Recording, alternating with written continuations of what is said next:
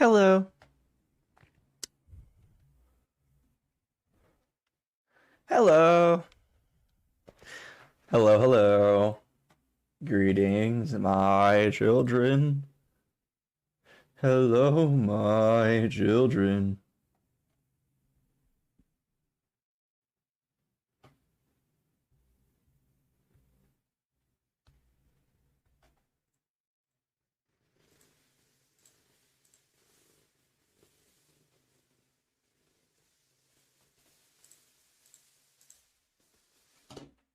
Thank you for reminding me.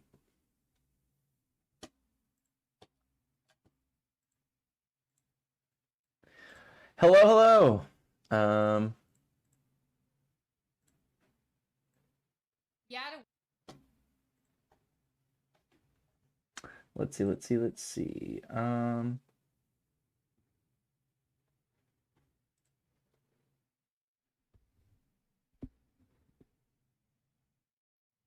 Ba ba da ba ba da ba da ba da ba ba ba. No friends. I don't ever want. Na, na, na, na, na, na, na, na, na, na, ba.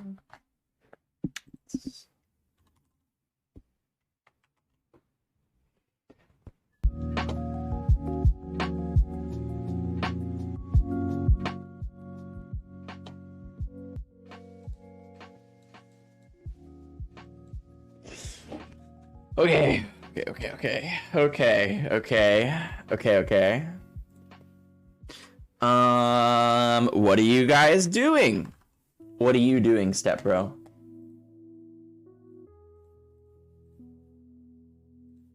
You're not my dad. Yo. Smile.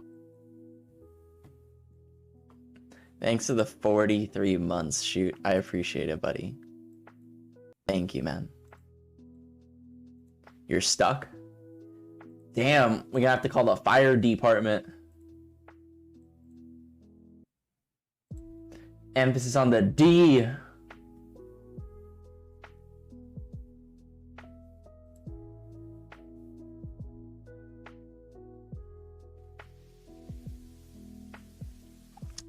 Hello, hello. I don't know why I'm like overly tired right now. Like I feel like I'm tired even though it's so early.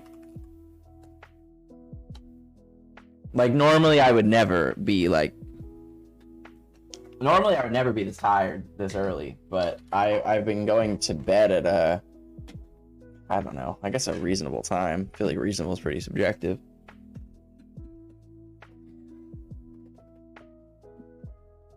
I feel like it's pretty subjective.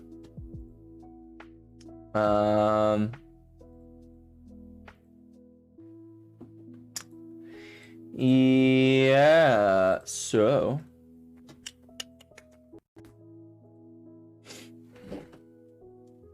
hello. I can explain. I can explain.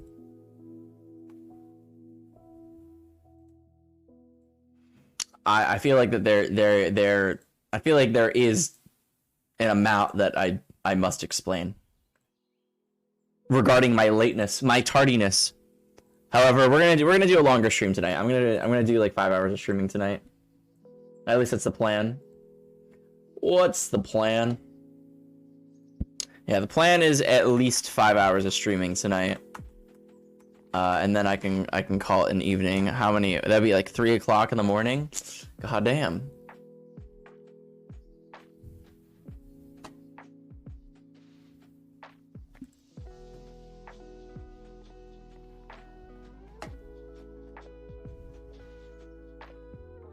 Hello, Pam. How do you do? You're working on a music assignment? What's your music assignment?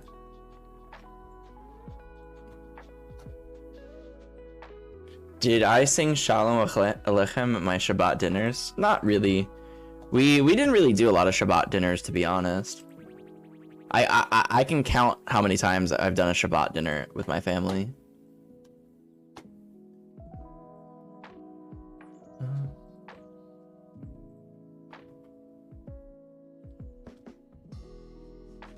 But I mean, I did sing Shalom Aleichem at like temple when we would do Shabbat there. If that makes any sense.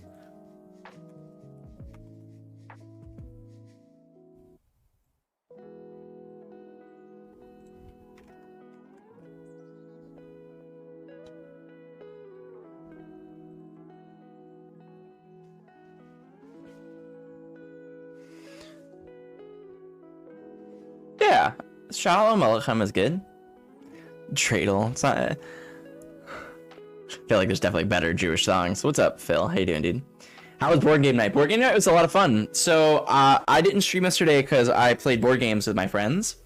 We played one board game, to be fair, and it was a good time. And then I'm late today because we went to like a local Magic event. It wasn't very big. It was only 8 people, but so this weekend is a big Magic tournament that I'm already registered for, and I wanted to get some practice in with the deck that I would like to play. I'm not sure what I'm gonna play, but it's the deck I would like to play.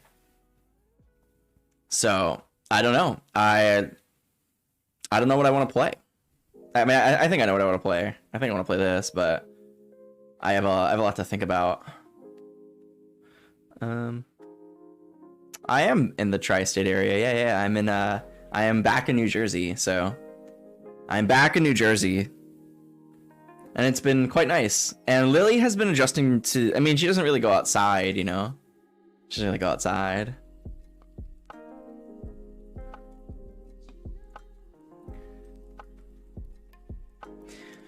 Yeah, actually, Nemad, we were gonna talk about that. We were gonna talk about that tomorrow, about the plan of like how we're getting. Because here's the thing, I don't want to have to like pick up each individual person. So like if Will is going, here's the thing, I can only fit 4 people in my car. And I did not know that Ryan is going this weekend. I did not know that. I guess I invited him, like I invited people, but so if it's gonna be you, Tyler, and Ryan, that means we need to decide whether Toby or Will is going. We were gonna figure this out tomorrow. Wait. They're driving up? Wait, what? Wait, I didn't know anybody else was driving. I thought it was just me. I thought I was driving you guys. I was not under the assumption that I was driving, that other people were driving.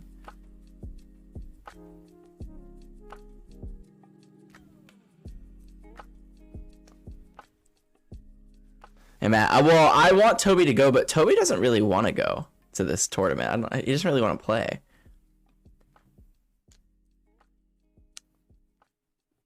You might drive? Could I go with you then?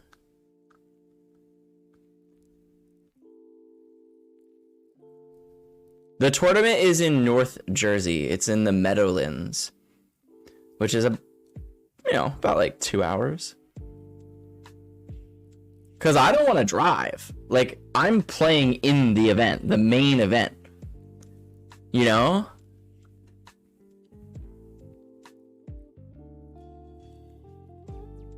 If you're in a tourney, I'm not waking up that early. Wait. When were you guys planning on leaving? Like, you guys were planning on leaving later than like, I was planning on leaving at 7:30. See, this is why we were gonna do this tomorrow instead of doing it over through my Twitch chat.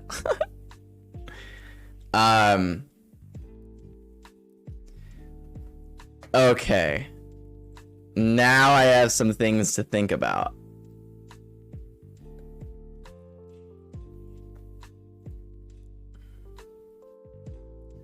Okay, now I have some things to think about. Okay.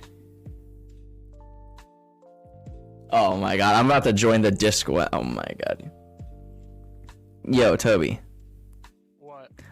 I'm streaming right now, but apparently, and Nemad's in my Twitch chat. Apparently, they're gonna go themselves.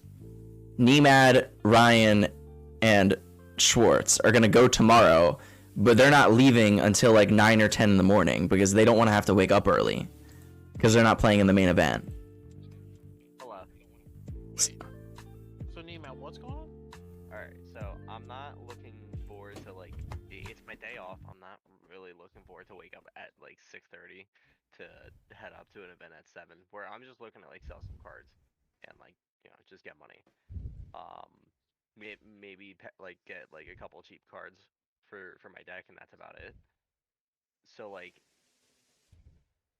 it Tyler and Ryan are all depending on if someone drives. And I know they're not gonna want to wake up at like 6:30 and like head to Margate. So I just might like get gas money and just end up driving myself. Okay. So I mean, like, if you want to go, Toby, like I can drive, no problem. Like, but if you want to go with Barnett earlier, if you're planning a tournament, then we're not going. Like, I won't be there by like 8:30 when like the first tournament starts. I mean, it doesn't affect me at all. it affects me the most. That's what I'm saying. I know it affects you, but it's my day off. I'm just not. No, I get it. So I mean, I'm gonna go back to stream, but something to think about is like I guess I'm going by myself now. So You can talk to Jackie as well. We'll talk about it later. yeah, we'll talk about it later, either tonight or tomorrow. Are you coming tomorrow, Toby? Yeah. Okay, perfect. So yeah, we'll definitely talk about it all tomorrow. All right, goodbye. All right. Back to stream. Back to you getting my full attention, like always. Yeah. It does suck that I'm going to essentially be driving 2 hours by myself to this tournament. But I mean, here's the thing: is that there's nobody really to be mad at. Because it's understandable that my friends that are not going to be playing in the tournament don't want to have to wake up really early in the morning. The only part that sucks is that now I'm like driving myself 2 hours. Unless Toby wants to go, then I'm driving with somebody. But if nobody wants to play in the main event, then I'm going by myself. So, yay. Nah, Toby doesn't want to play. I'm not going to force him either. It's no biggie. Well, there's a lot of people going. There's not going as early as I am. So, God. It's something to think about tomorrow. My brain cannot handle that right now. I don't think my brain could really handle all that right now.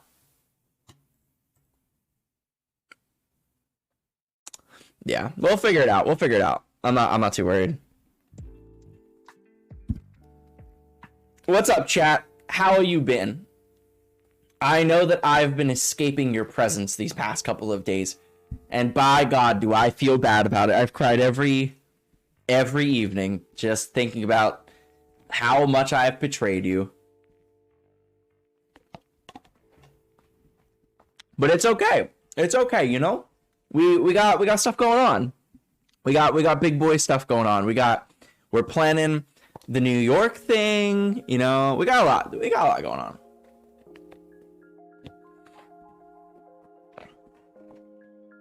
Do you?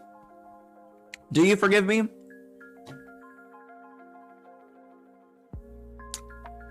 Do you?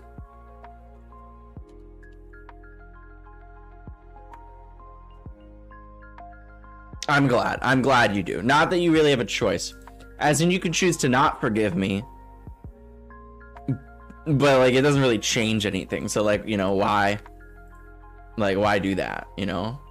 I kind of want to drink, you know? Like, I kind of want, like a nice alky beverage. A nice alky bev.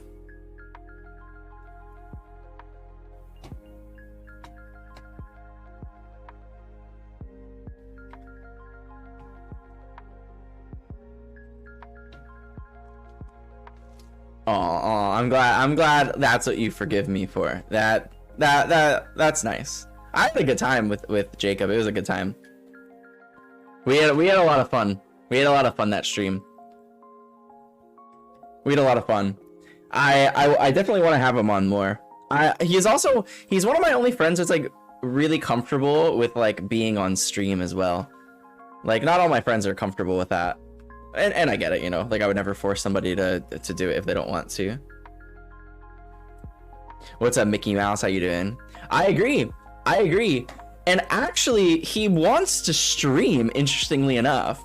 He wants to stream, but he's a bit worried because he is studying to be a teacher and he doesn't want, he's worried about, you know how like I talk about before how like I worry about, you know how I said before how I worry about me being a therapist and me being a streamer at the same time? He's worried about being a teacher and being a streamer at the same time.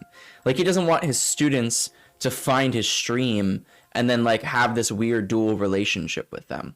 And totally understandable. Like I get it. Like I know where he's coming from in a way, not entirely, but I also think that like what can you really do? Like, you know, like even if they like, I would never want something to prevent me from doing what I want to do. But that's me. I'm a bit more stubborn by nature, I guess. You know what I mean? Like I wouldn't prevent that. I wouldn't let that prevent me from doing what I want to do.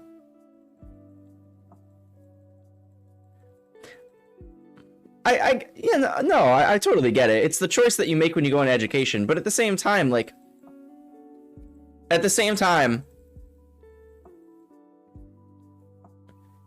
like what about being a therapist? I feel like I honestly, although different, because the quantity is different. Like when you're a teacher, the amount of the quantity of people that you see is a lot larger.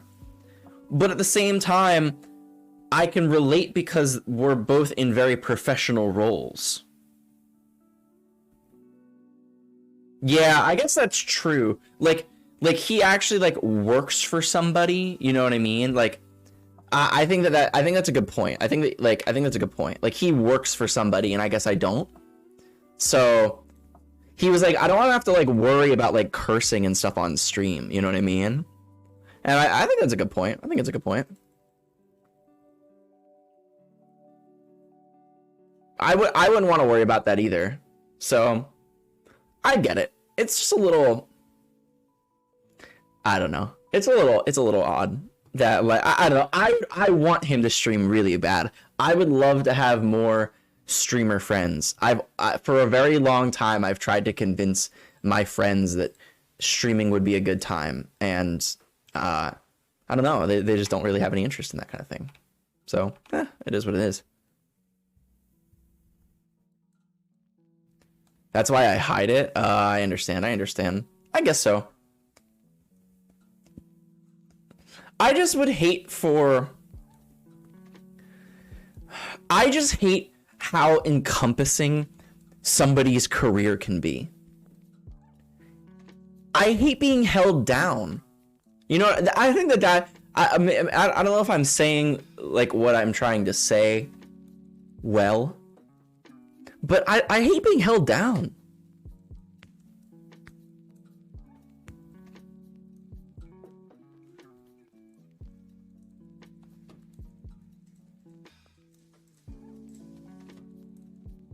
Yeah, it is your choice.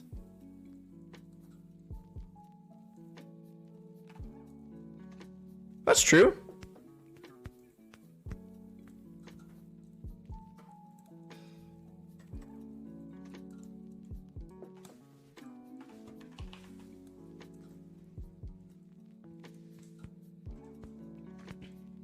That's true. I mean, you make the choice to be a teacher. It's just, I don't know. Do you really think streaming would be that bad? Like, he wants to make magic content. Do you think that, like, I don't know. He doesn't say anything particularly controversial.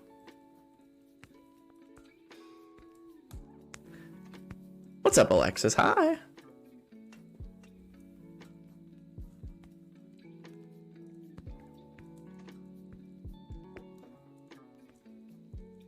I think it would be doable. I agree. I think it would be doable if he really wanted to. But I would never force somebody to do it, nor could I. I couldn't really force him.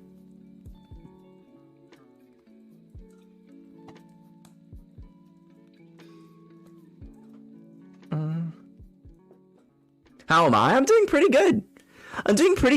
I got to play some Magic today. I got to practice, and now I'm just hanging out with all my favorite people. We're gonna be doing longer stream tonight.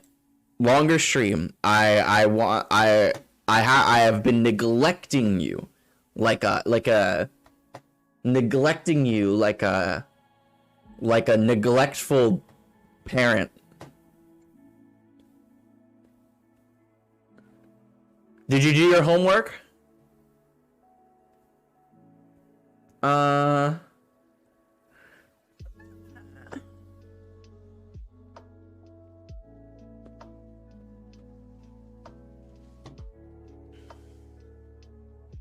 Get off my tits. Oh my god. Sheesh. I can't. I can't. I'm too down bad today. I'm not gonna lie. I'm not gonna lie to you, chat. I'm not gonna lie. I've been a very bad boy. I've just been fucking off my rocker for no reason.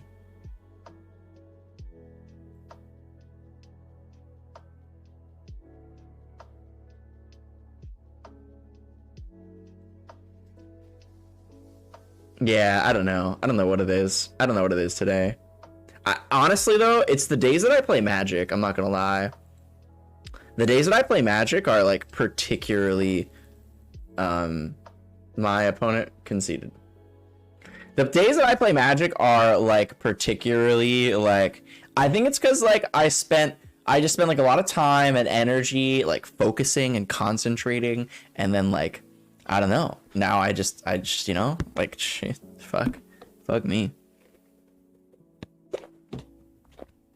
Like, literally fuck me, you know? It's hard to explain. What's up, Sass? What's up, Lily? Meow. Lily has been very, Did I win? No, I did not win. I lost to Toby.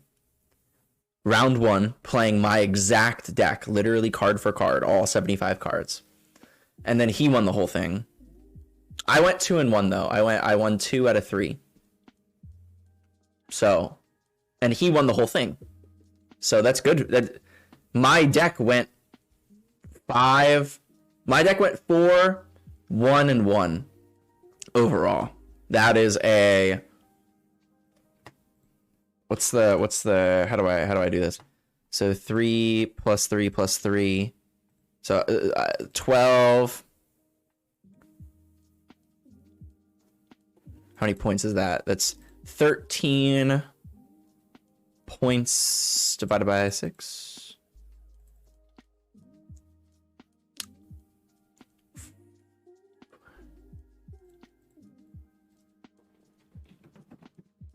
Oh my god, look at her. Holy shit. It's over a 70% win rate. Over a 70% win rate. Look at her fucking go. She has so much energy. Exactly, bunnies, exactly. Exactly. You know how I'm feeling. You know how I'm feeling. It's time to re-download Tinder.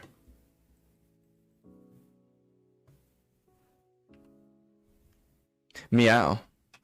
That's all. What is going on? I'm waiting. She's gonna charge up and she's gonna go.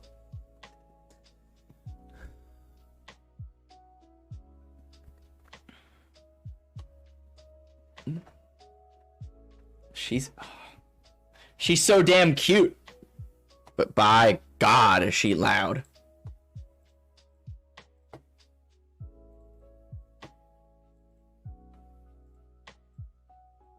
What's up, Somber? Howdy.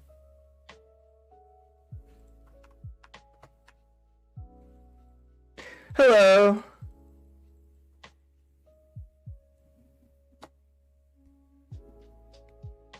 How's it going? It's going, if that's what you're saying. I'd say it's going pretty well. Hello?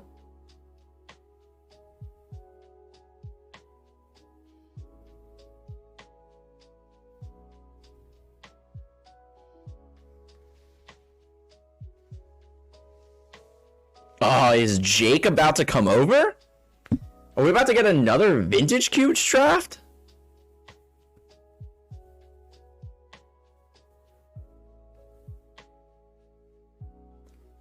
Yeah, I'm particularly down bad today, Somber. I can't lie to you. I wouldn't lie to you like that. I wouldn't lie to you like that.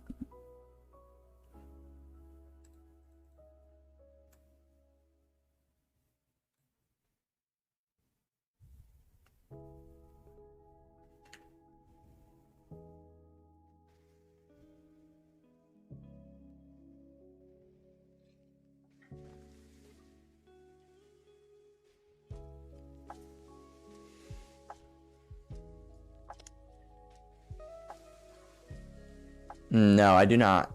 But I mean, yeah, I mean, not like I do, but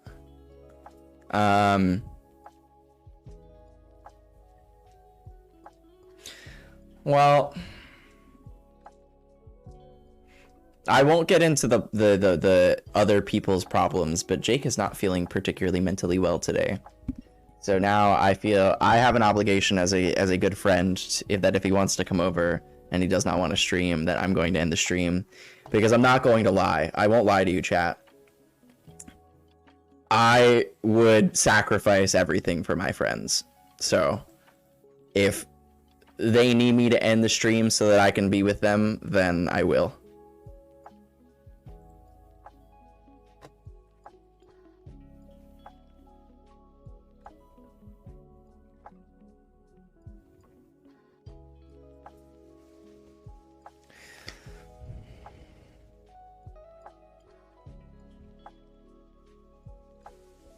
Yeah.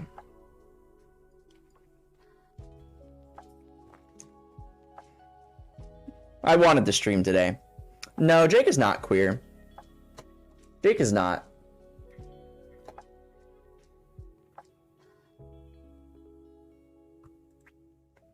I probably could get him to kiss me, though, if I really wanted to.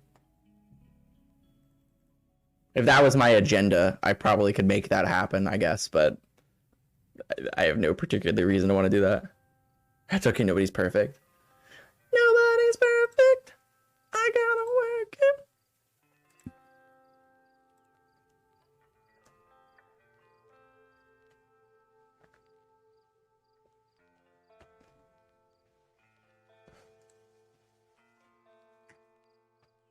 Huh. I honestly was not it's so funny because like I was not expecting to not stream today. Like I came in here today full intention of like 5-hour stream, let's fucking go. But if my friend is feeling depressed, to be fair, just got out of a relationship. You know what I mean? Like if he's feeling depressed, we're ending stream and I'm gonna go. Nah, you're good. I mean,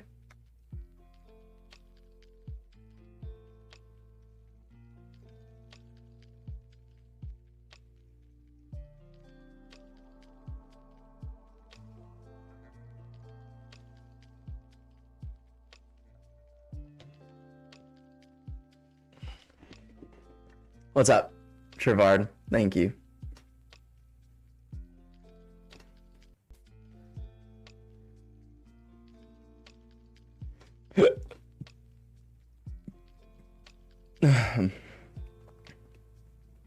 Well, thank you, bunnies. That's very kind. I'm sure that he will appreciate that.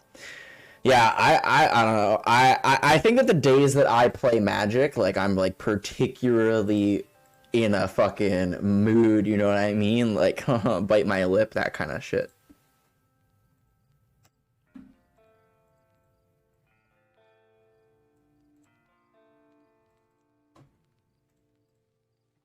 Thank you. I don't even know. What is she doing back there? Is she like being a menace?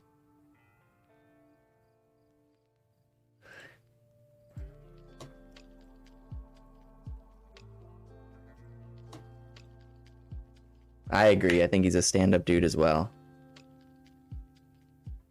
I'm not gonna lie. I read your message for like I quick read your message and I thought you said stand up. It's like that's not happening.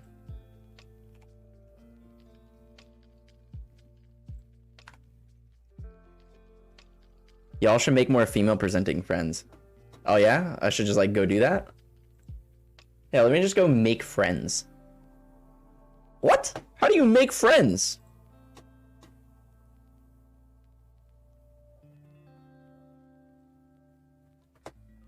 How did one make a friend? What is this, high school? Who do you think I am? You say hi, that's it? That's all it takes? God damn, I'd have so many friends if it worked that way. You'd be my friend? Oh, that's very kind. I don't need friends. Friends need me. I feel really bad. I actually like want him to come over. I know that feeling that he's feeling, and I want to help him not feel. You know?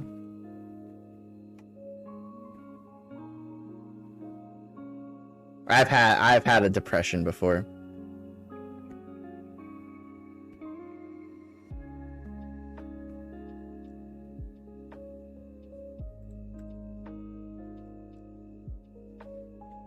Oh, yeah, I forgot about that, bunnies. You're right. Definitely would complicate things. Definitely would complicate things. But the rest of my chat, we could be parasocial friends. What could go wrong?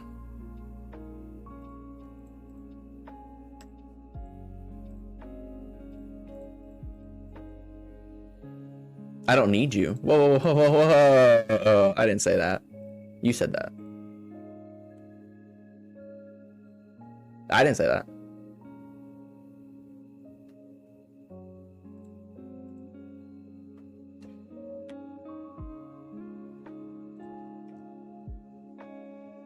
No, I need you guys. I need you more than fucking air. Like literally air. I would sacrifice air for you. No. I was exaggerating. Don't take anything that I say seriously. I've never said a serious thing in my life.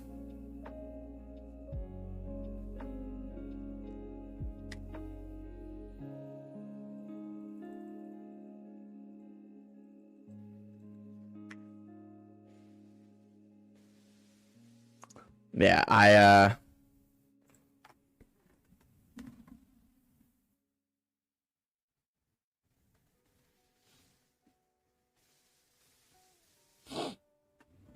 let me actually...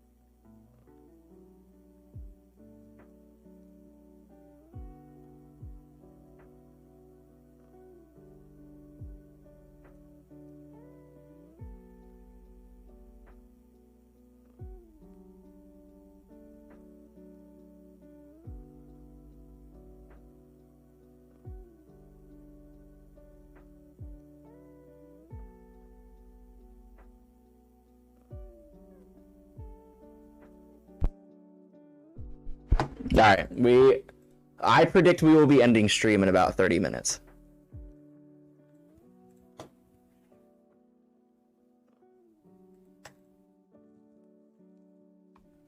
That is my prediction. That is my prediction. There's a Velma trailer? There's a trailer about Velma from Scooby-Doo? Are you being serious? That's actually sick. Really?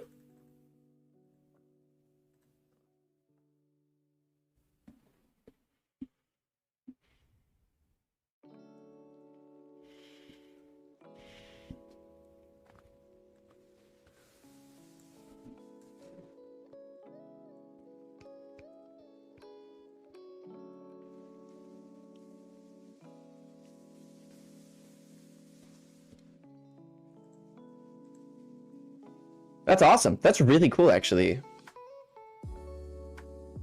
I'd watch that.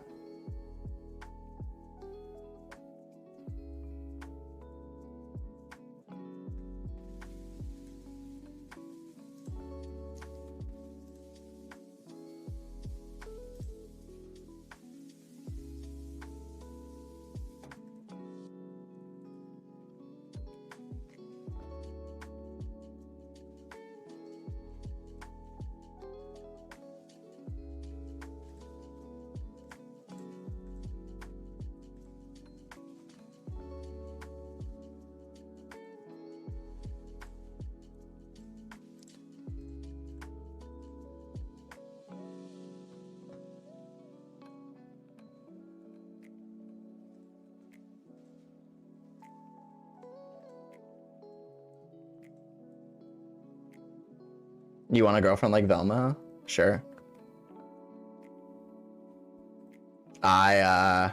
Who would I date from the Scooby-Doo gang? Who would I be most, like, interested in?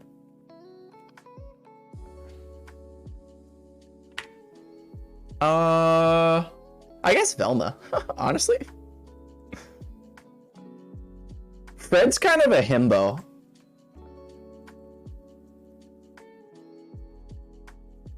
Right? Am I wrong?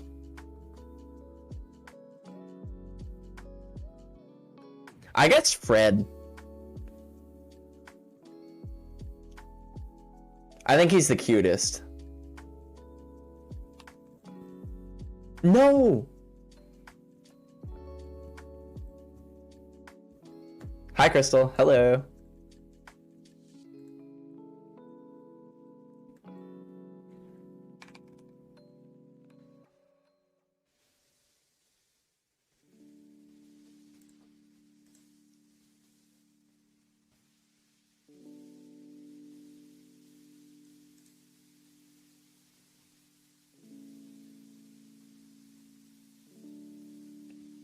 Stream the trailer. I will. Give me a second to finish this, and then I definitely will. I'll open the link for you. Okay. I opened it, so after this, I will watch it. For sure.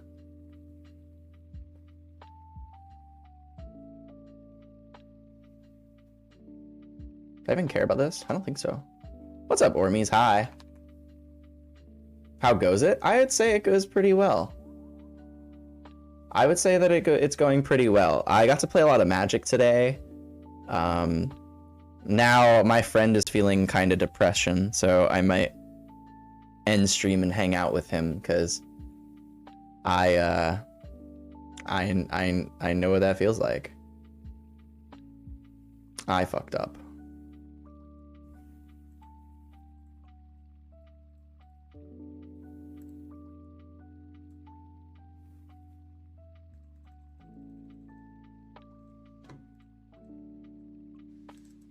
Yeah,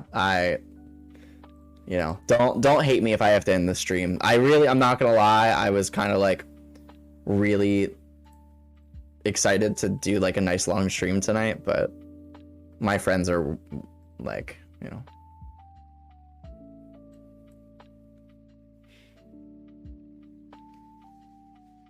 go out for ice cream. That would be cute.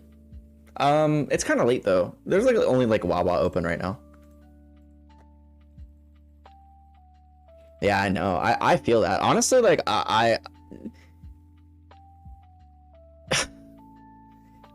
I also like I get sad really easily. Like I really do. Like I went through my own depression when I was like high school and then undergrad. Like I went through, and then I still feel like I have remnants of like, even my mom said something the other day. My mom said something like a couple weeks ago that like I was thinking about, and she said that she always worries about me because I always have a hint of a depressive streak like in me. Like I always have like a little something something, and I don't disagree with her. I don't disagree with her like at all. So whenever my friends like don't feel good, it's also like I don't know. I like being able to help my friends. It's nice feeling kind of needed in a way too, in like a kind of a selfish way. It's a bit ominous. I'm not depressed, I promise you. Like right now, like life is really good right now. I have no complaints about life at the moment. So don't worry about me. But yeah, like I don't know. I want to help him, so we're gonna do that instead. The lack of daylight, yeah, for real. No, like around wintertime, I just also feel like around Christmas time and stuff, I feel like it's a little hard with I just feel like Christmas time is such like a family thing, right? And then it just makes you think, I don't know. I don't fucking know. It's really weird. I always get a little sad around Christmas. I get that. But, you know. But other than that, my day has been pretty good. I got a lot done productive-wise. I got to talk to my new supervisor for my upcoming internship. This is my second time I've spoken to her. She's fucking awesome. She's just a bundle of fucking joy. Just a bundle of joy. So it makes me excited. It makes me super excited to like, it's getting more and more real. You know what I mean?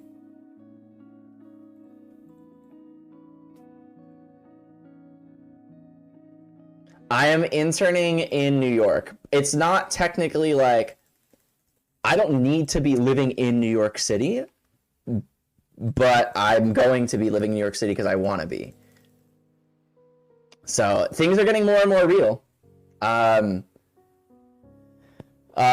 We've locked in like my payment, as in I will be receiving a nice stipend. A nice fucking cheap ass stipend. So now I just need to see if now we just need to confirm what apartment I want to live in.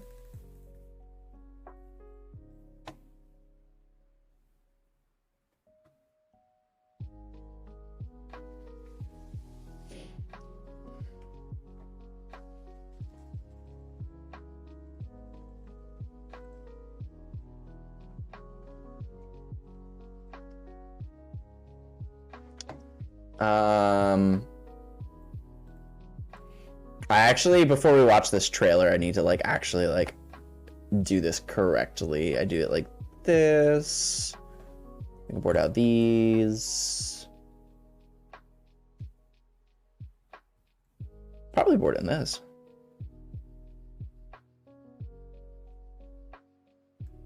Probably just board in both.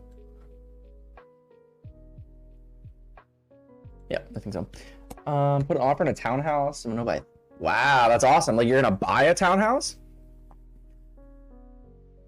Why is it called a townhouse? Why is it called a townhouse? It's a house. What's town about it, you know? Good luck, bunnies.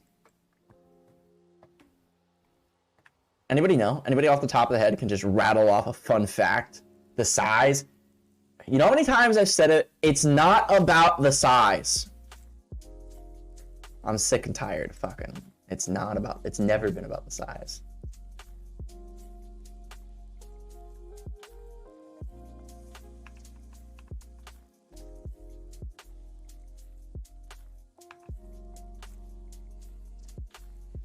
Well, I lived in a townhouse actually when I was a kid.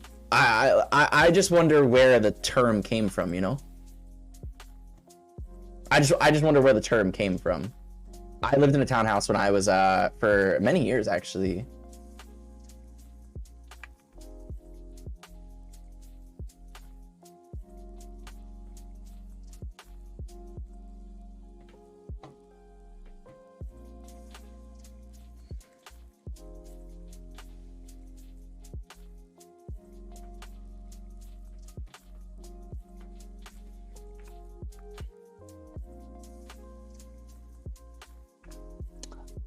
Oh, that makes sense. That would make sense if it's like a British thing. Also, I'm not gonna. Okay. So if you guys don't know, I mean, not that you would know this about me, I'm a big fan of like gadgets. Gadgets and gizmos are like a personal, like I love gadgets and gizmos. This thing right here, this is called a Koopa. It is a portable, rechargeable hand warmer. $24 on Amazon. One of the greatest things I have ever purchased in my life. Not close. Not close. One of the greatest things I've ever bought. I'm a frigid person. I freeze even when I'm just like in my house. This thing is sick. You have warm hands by default. God damn. Oh my god. This is where I bite the lip. Oh bug.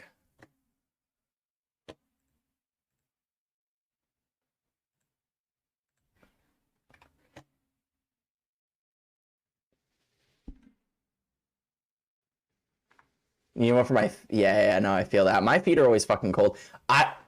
Okay, this is a weird question. Unrelated. Do any of your guys like feet sweat like bad? Is it like just me, like, and just my genetics, or do like people's feet also sweat really bad? You know what I mean? Like I don't want to get like too like, you know, TMI, but like, you know, like how those feet smell, you know what I'm saying? How those feet smell? They smell good?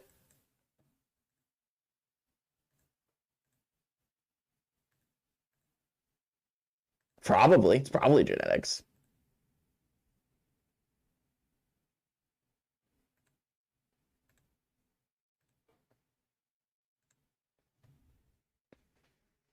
It's probably genetics. But, you know, like, I can dream.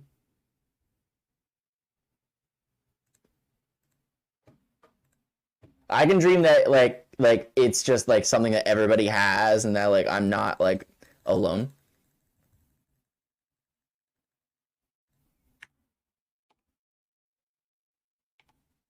You don't think they sweat? I was gonna say I would hold her. Oh, I have really clammy hands. Can you actually see, like, if you look at my hands, interestingly enough, I've never actually like shown my hand. I don't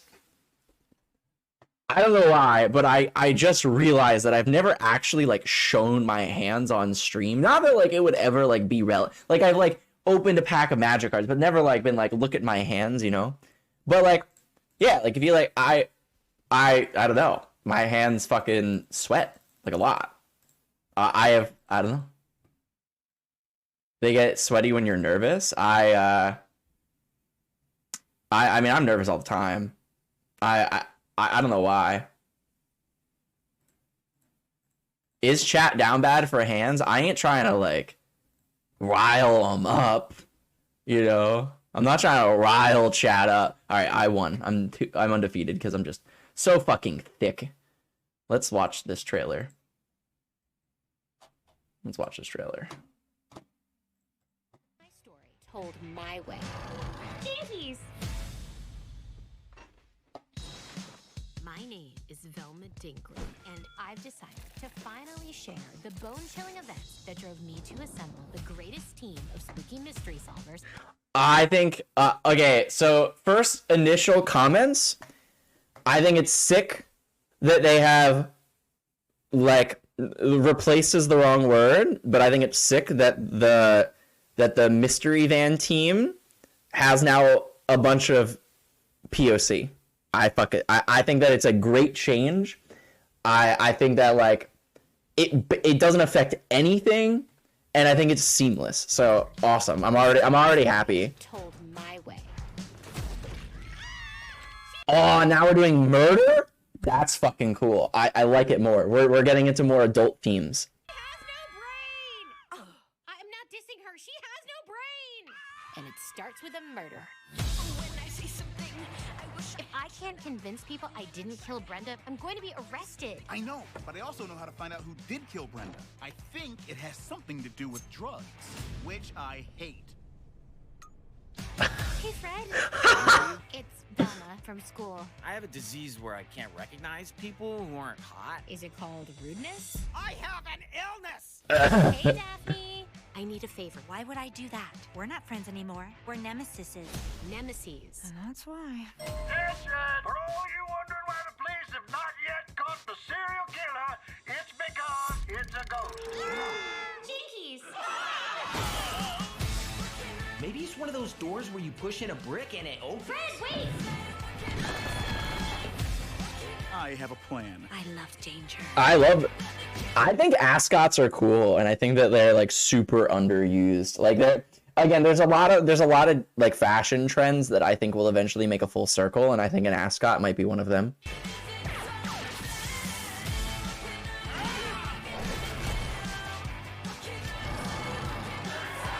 You might have more success with this if you went in just a little less judgy. Okay, Daphne, I'm the brains of this operation. You're just the look, style, and effortless charm.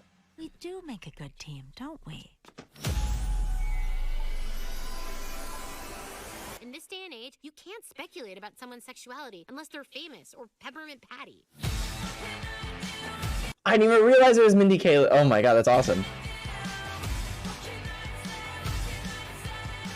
It's Glenn Howerton? Fuck yes. Let's go. I love him. Always Sunny in Philadelphia. Top show. Top tier show.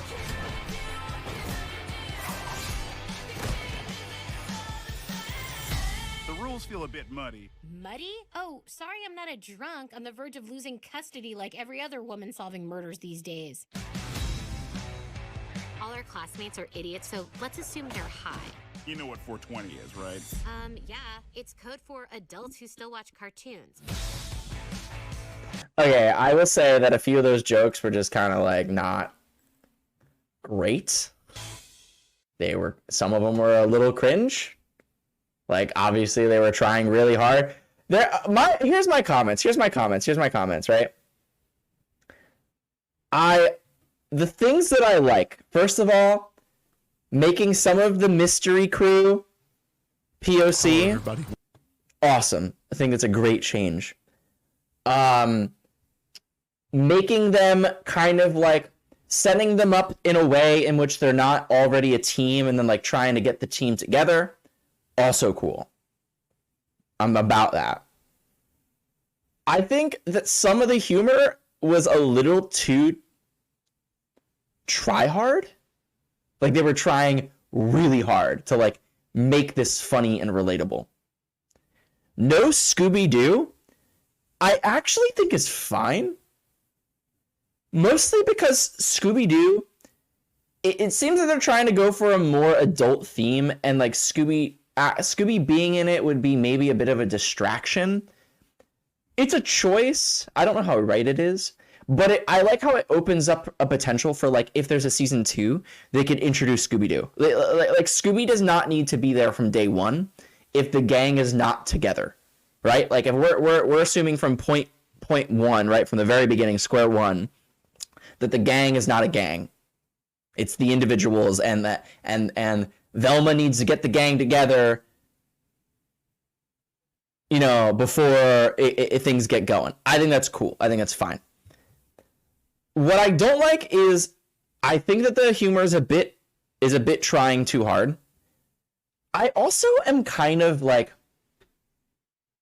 I'm kind of bored of like the high school like setup, like stereotype. You know what I mean? Like I'm kind of bored of like they're all in high school and like I know that's maybe because like I'm like 26 now, I'm gonna be 27 and like, but I love the high school trend generally. I like it when characters need to go to school. Naruto, where they're all doing the Chunin exams, and you know, like you know, My Hero, where they're in school. Like I like that general theme, but I feel like it's just been so much now. I feel like we're just constantly getting bombarded with the characters are in high school and they're not friends, and then they'll eventually be friends. It's like cliches. I'm not like, I'm getting bored of the high school cliche. I think college would have been a good idea. I think but college is a bit difficult because characters have independence when they get to college. You know, like in high school, you're kind of bound by the walls of the school and because of the classes that you go to. So like you're kind of forced. High school is forced proximity, while college is not. But I don't know. I'm just getting like, I will watch it, but I would say that like I'm a bit nervous about it, if that makes sense. You know what I mean? I'm a bit wary.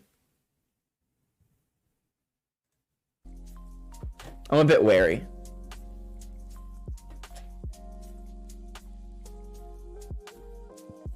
I like the idea of Velma being queer to some degree. That's cool. I'm about that. I like the changes that they made. I think that like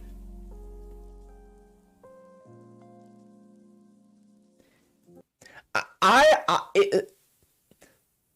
like when changes are made when they're seamless. Like I don't think that very much changes about the Scooby-Doo gang by by changing race or sexuality. I really don't think it alters very much. So it feels very seamless, and it also feels very realistic too. Like it doesn't feel like, I feel like in that aspect they're not trying very hard, and I like that. It feels like, I like it when I like when there's representation, but I like when there's representation in media that isn't like trying really hard to be representative for the sake of being representative, if that makes sense. Does that make sense? Like, I don't want you to make a character gay for the sake of having a gay character. Does that make sense? Do you guys agree or disagree? Like I don't want to be J.K. Rowling. Do you know what I mean? So I don't know. I would say overall net positive. I will watch it and then I'll go from there. I agree. She's definitely been queer coded. Agreed.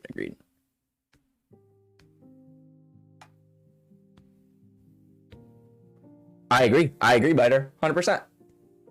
100%. And that's what makes it cool. Honestly, it's like, this is the coolest that Scooby-Doo has looked for a long time. Whether it'll be entertaining, whether it'll be good, that's my answer.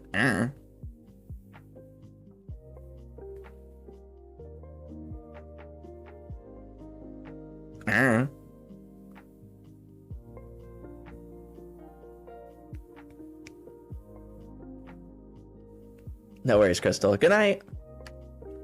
I appreciate your presence.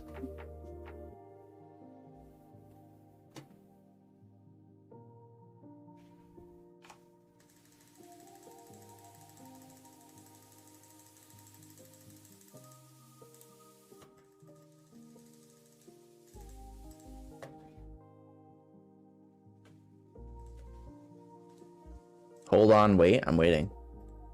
What are we waiting for?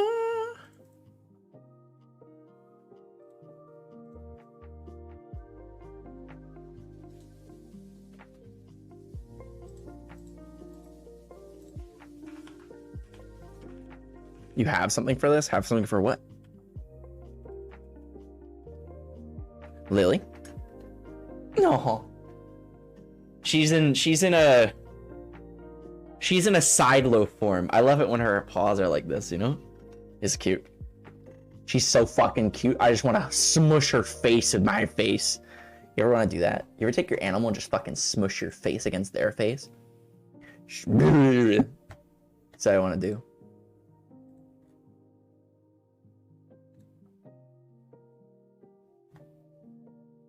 Lily's got to be so fed up with me. I just smother her with love. I can't help it.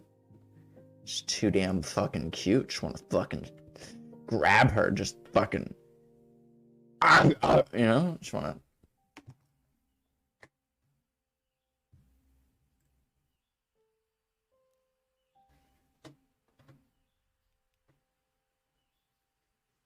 You do that with your dog, she's not a fan? No. It's very cute. What is this? What is this link?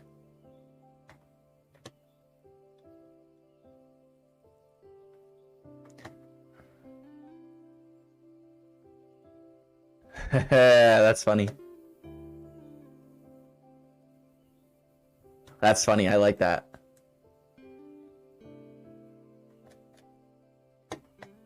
That's cute.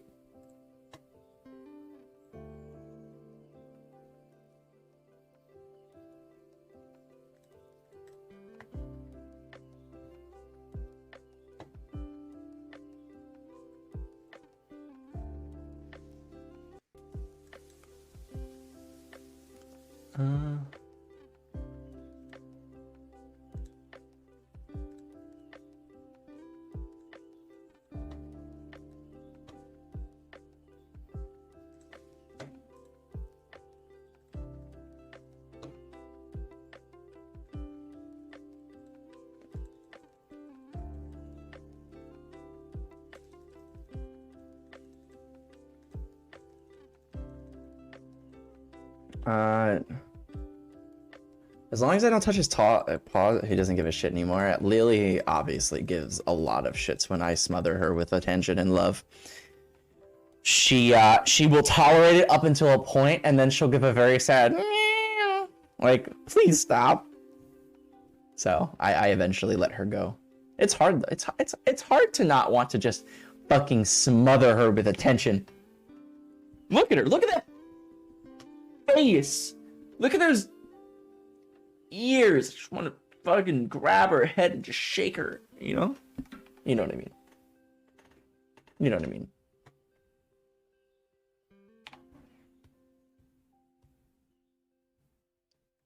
It's also nice that my mój koszka tosty, da?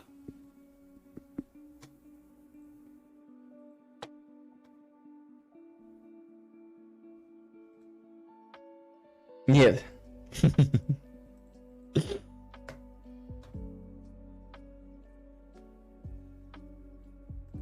You like jazz?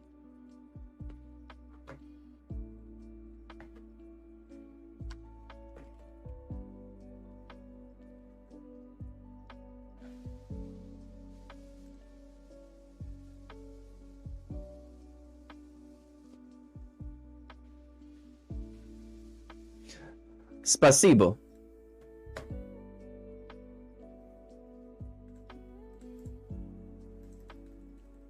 Are they?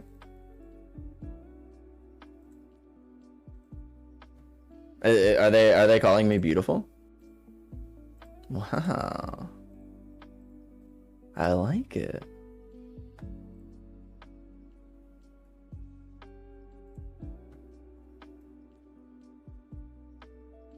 I like it. I appreciate it, Tosha. I don't speak Russian. I'm sorry. The only Russian that I know is "Mój koszka tosty, da?" And spasibo. That's it. That's it. That's all I got.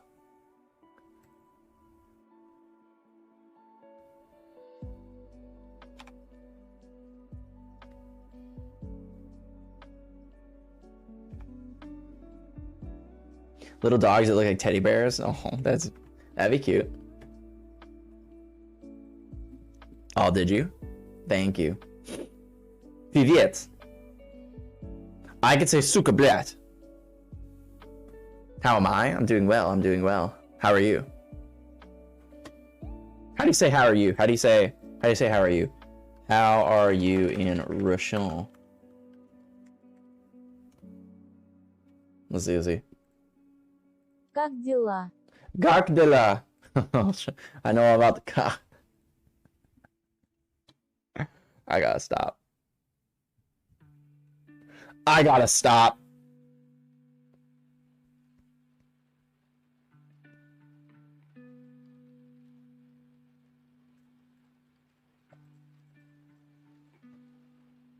Same way. Baruch atah Elohim va'et. I don't know. Baruch atah Adonai Eloheinu melech haolam.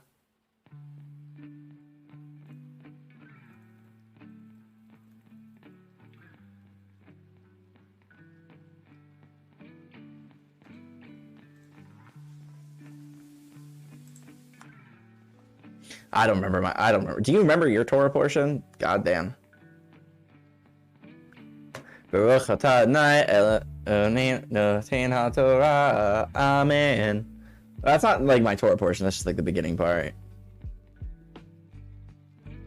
Did you know that I was volunteered? So my half sister, she is going to be bat mitzvahed in April, and I have been voluntarily chosen to go up on the bima and read prayers. Did you know this? I didn't know this. Did you? Why didn't you tell me, chat? For the love of fucking God, chat, why didn't you tell me? That's right, I've been voluntold.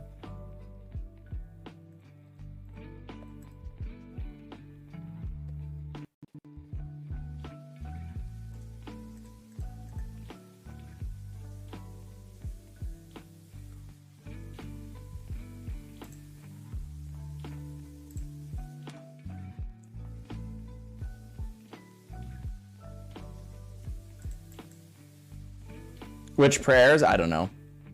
I have no clue. We're gonna find out.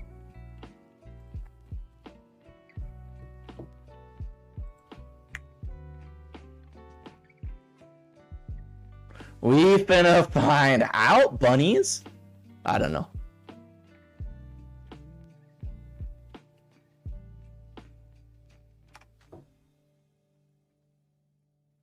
I'll figure it out. I'm not like too worried, but I definitely did not want to like get up on a stage. I did not want to get up on a stage. Don't drop the Torah. Isn't like a bill? It's like, how many years bad luck is it? It's like a lot, right? It's like 7.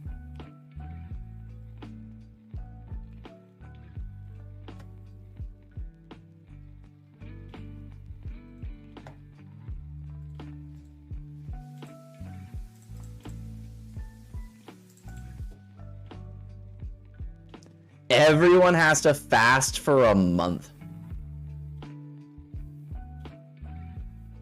Ain't that something?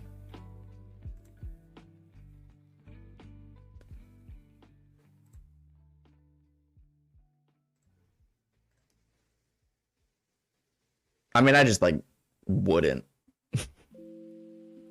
You know?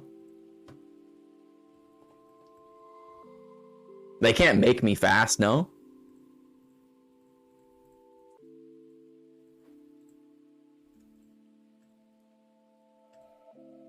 Yeah, I mean, I don't want to carry the Torah anyway, but it's funny to think about.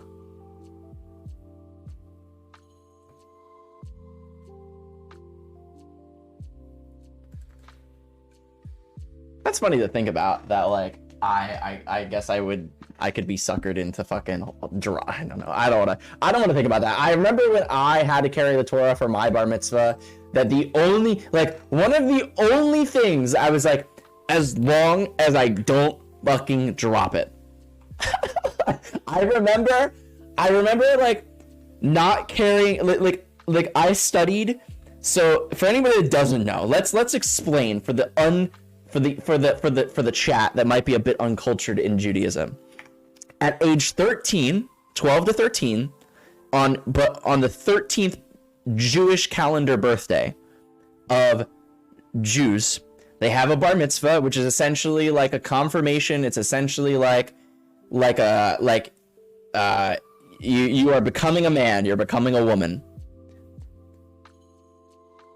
I was 12 when I did mine. My bar mitzvah was 5 days before my birthday. You have to read a portion out of the Torah, which the Torah is the first 5 books of the Bible, Old Testament, and a Torah is basically a scroll rather than a book, and the entire Torah is handwritten, as in a Torah, which is, you know, it's covered in essentially like a cover. It's like there's like fucking, it's like made out of wood with like scrolls and like on very, like, I think it's like sheepskin paper. Maybe I'm wrong. I don't know if they use what kind of paper they use. But the entire thing is handwritten. It costs thousands of dollars to make one because it can only be handwritten, the entire thing. And it's written in Hebrew, and it's written without vowels, which is basically in Hebrew, there is the language, and then to make the language a little easier, there's like the vowels sometimes attached to the letters, because it's a alphabet. But there, like, for example, there's, you know, A, B, C, D, E, basically, but the vowels will make sure that you're saying either ba or bo or boo or bay, right? The vowel is that. So in the written, it's written and there's no vowels. You have to just know what the fuck you're reading. If you drop the Torah in the synagogue, in the fucking in the temple, it's a big deal. It's a huge deal. It's like a massive sin that everyone in the temple has to fast for. How long was it? A month? And I remember when I was studying for my Torah portion, I studied for months and months and months to get ready, because you have to memorize a language that is not a native language. You're also learning the harder version of it. I remember the only thing I was worried about was like, as long as I don't fucking drop this Torah, I don't care how bad I do. I don't care how bad I do. Just don't drop it. Just don't drop it. Luckily I didn't, and I've never seen someone do it. Oh my god, wait. I have to finish this match, but I know what we're gonna do.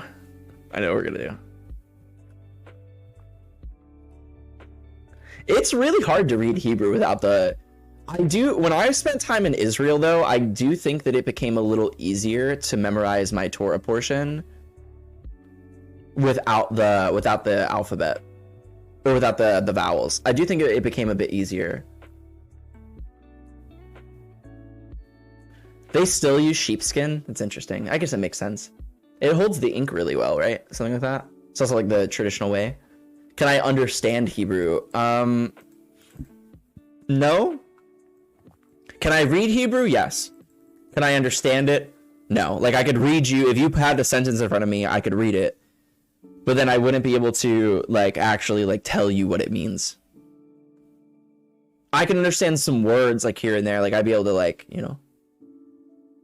Then the bris. Yeah, the bris. The circumcision happens, mine's happening tomorrow, actually.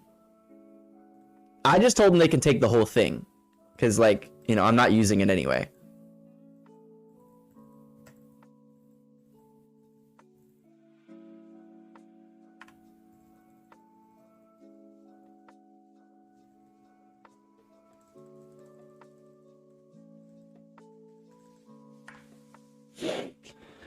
Barely read anymore. It's it's hard. It's hard to like want to read. Like, you have to like want to use it. You gotta forcibly practice.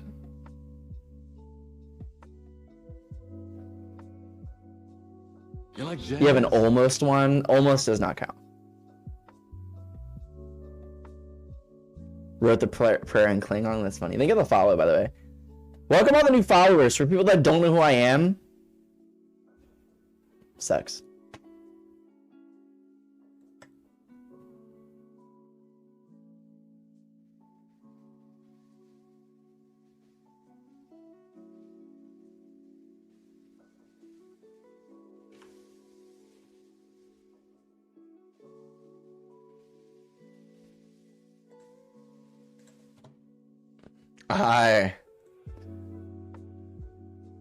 I'm not sure I follow, bunnies.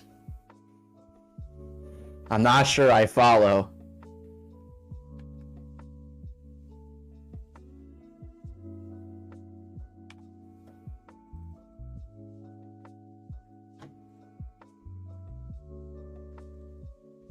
Yeah, I want like the full thing. Yeah. Yeah.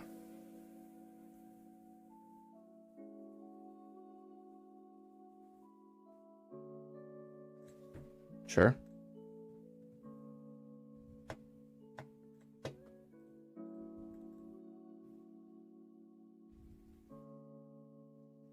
Nice.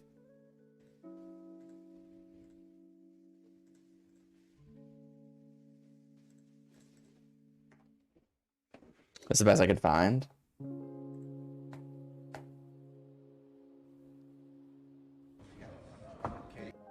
No, I don't know. I feel blasphemous even watching that video, and I've said blasphemous things on stream.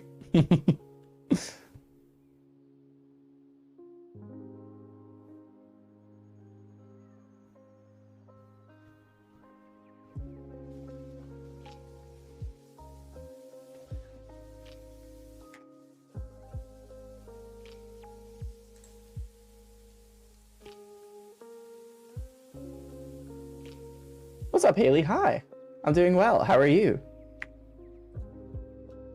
Hello.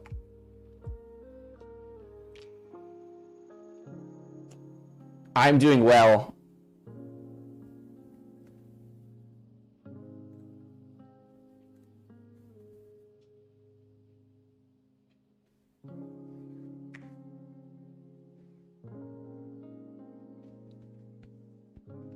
They are really heavy. Tours are super heavy. They're awkward. They're not really heavy, but they're awkwardly shaped, you know? Story of my life.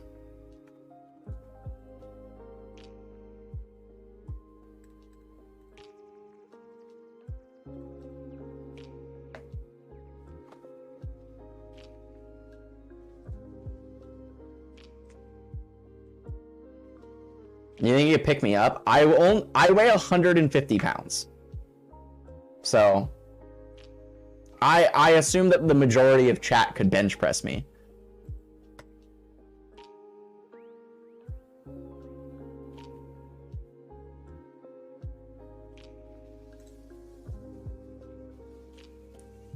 There's a lot of things chat could do to me, especially right now.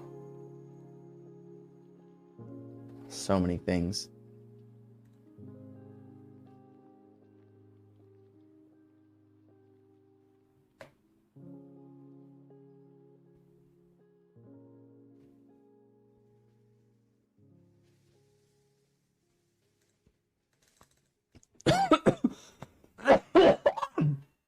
Ugh.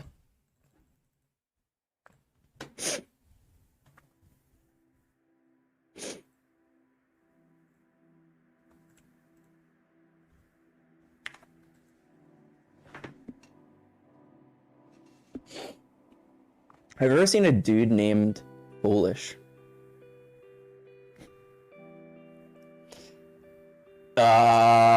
Is that a thing? Like, is that like is that... I feel like you're being set up for a prank, you know? You're still taller than me, but I actually pick you up, carry you like, oh my god. Bunny, you can't be saying shit like that to me right now, you know? You can't. Today's a very difficult day. Today's a very difficult day. Have you heard about this hot new streamer called XDad? We're talking about up and coming streamers. Have you heard about this? Oh my god. You know, I tuned into a stream the other day. Mwah, donated my entire life savings. Worth every penny. Every penny.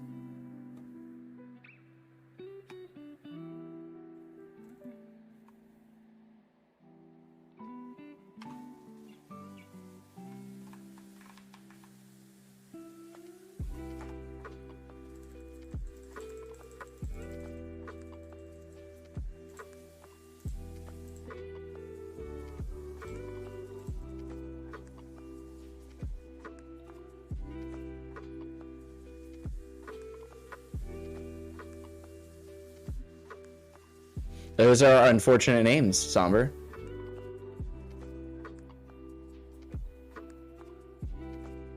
Those are unfortunate names.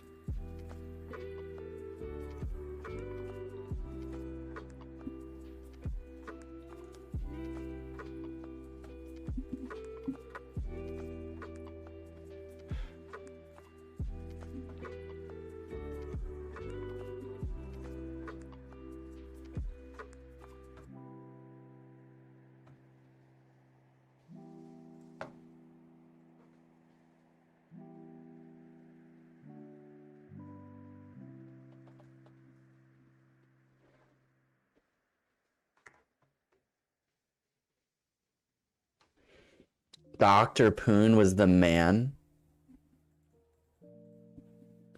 There's a lot of unfortunate names like that, huh?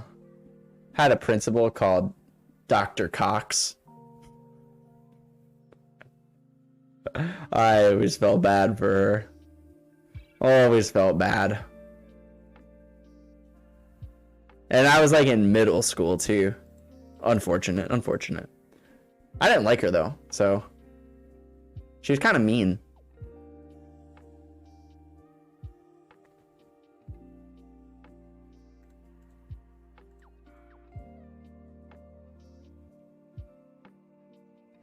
She's kind of mean.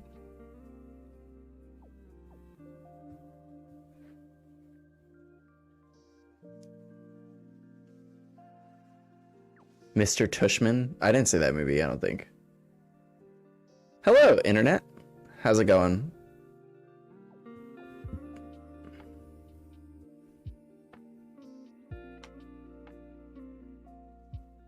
How are you doing this fine Wednesday evening? Soon to be Thursday morning. God damn, I'm feeling thick. I'm thick, I'm quick, and I'm ready for... Never mind.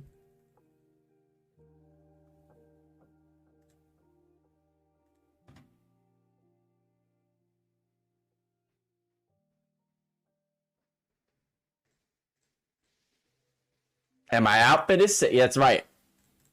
That's fucking right.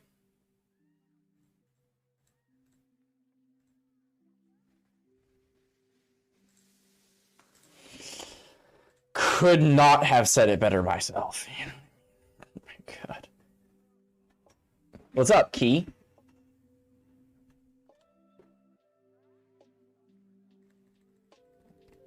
Honestly, I'm trying to fight though.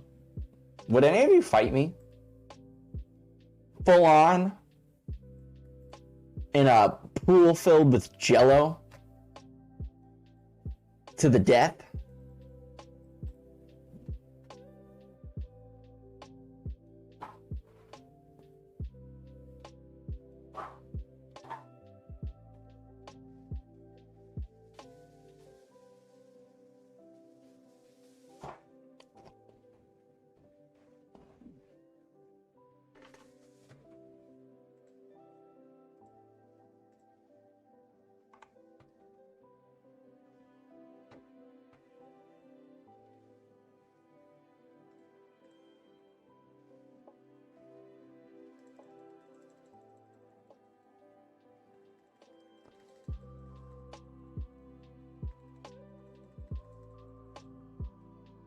I'm more of a mud wrestling in bikinis man myself. Oh, is that so? I don't own a bikini. Makes this bit awkward, a bit difficult.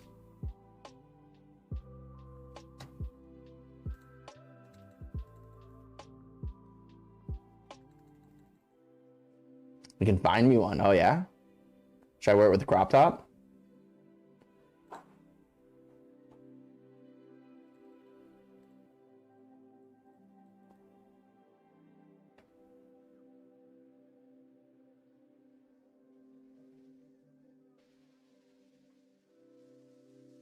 Oh, you think so? Yeah, why not? You know? Damn, chat. The thirst is so intense. So fucking intense. I don't know what to do with myself. It's like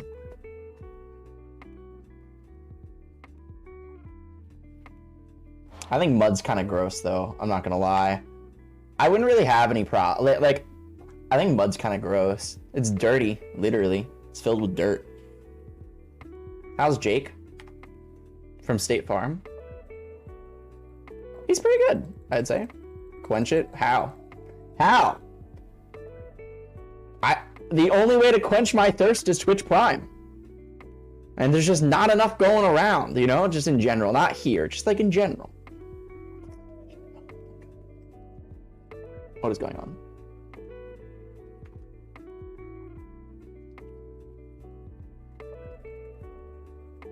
It's an odd play.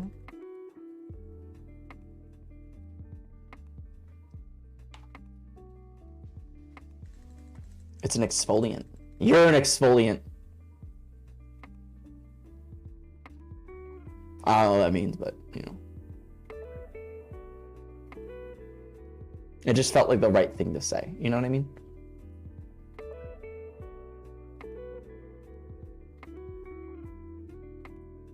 It just felt correct.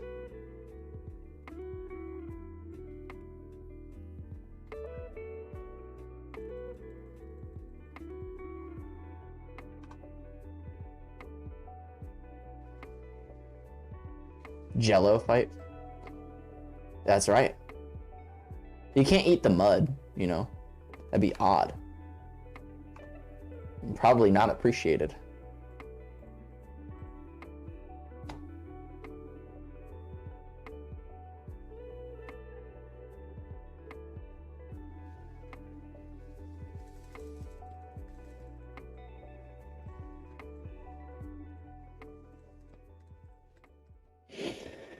Oh, fuck me, chat. It's just been a day. It's just been it's been a week. It's just been, period. It's just been. Best Jello color? Probably just the classic red. Big fan of the red.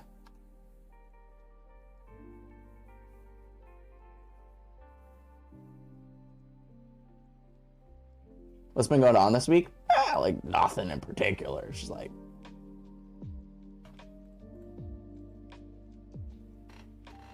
just a lot of like necessary shit.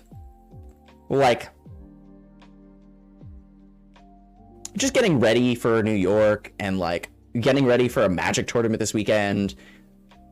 A lot of stuff that's like exciting but just like super stressful and like high maintenance. So, red is often carcinogenic. I stick with my answer. Sugar-free Jello.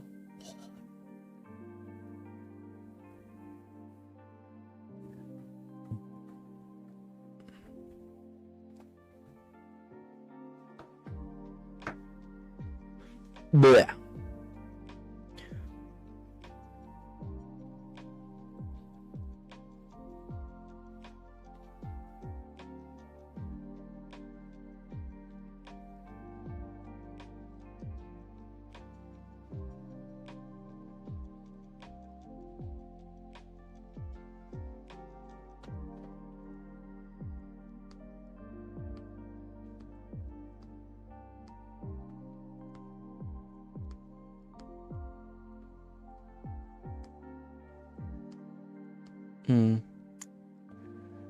The chocolate pudding jello? There's chocolate pudding jello? I'm sure it's fine. I'm sure it's fine. I don't know. I'm sure it's aight.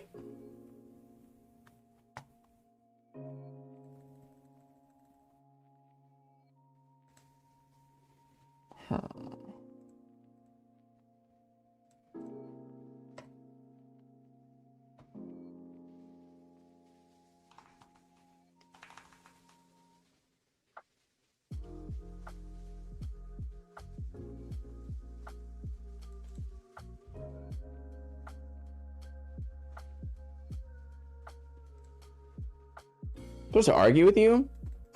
I'm pretty open with foods though. I'm not super uncomfy with any particular foods. And I also think that I generally like I would try more than the average person. I have the strong opinion that I would try anything once, food wise. I mean, come on. But I would genuinely I would get chocolate pudding, jello, whatever nonsense a go. Why not? I've had worse things like snails. Snails were really gross, but I wanted them. I actively wanted to give them a go because I knew they were gonna be kind of weird. Oh, my hand warmer.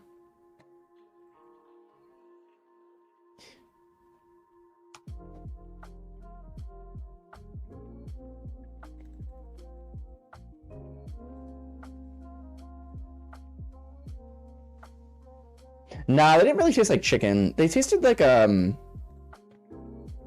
I explain how they tasted like? I love octopus. I love octopus. Super yummy. I love the texture too. It tasted kind of gooey. And then there was also at least my issue with snails is that there was still sand in it. Squid is so good. Love squid. I love squid.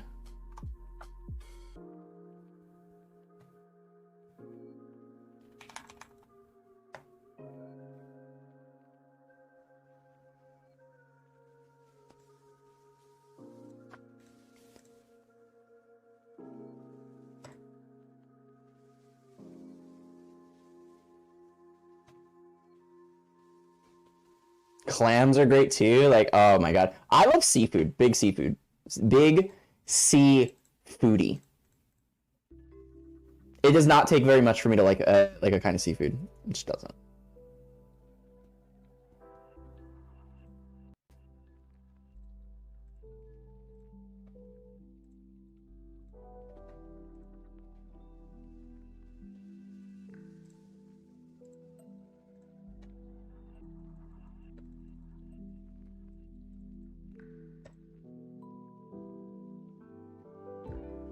Yeah, I maybe they just weren't cleaned properly. I don't know.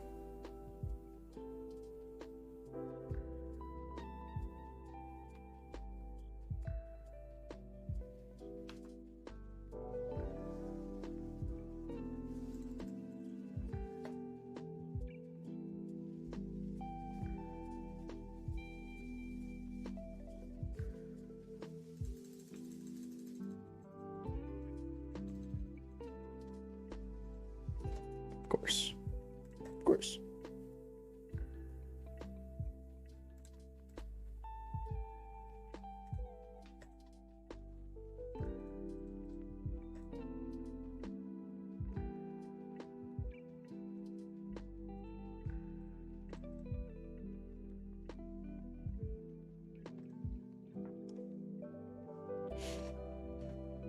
You're afraid to try other seafood? Really? What are you afraid of? Start with that.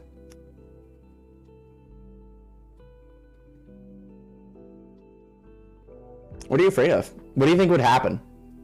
You know, I like trying new foods. You know, all your favorite foods, right? Think about your favorite food right now. You know what mine is? You know what my favorite food is? Sushi, lobster. Oh my god, just thinking about those things. You would never have known that your favorite food was that thing until you actually tried it. You would never know. So why would you prevent yourself from potentially finding your new favorite food? Why hold back? You know what I mean? It could be your new favorite food. You would have never known.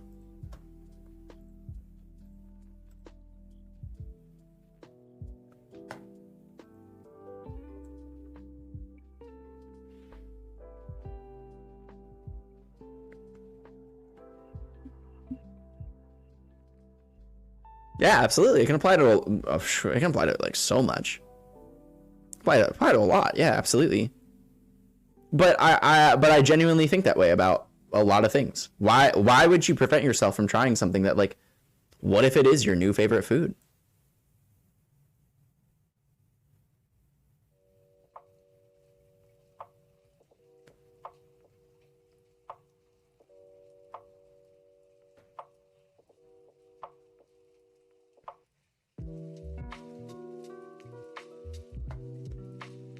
I mean, I see you here.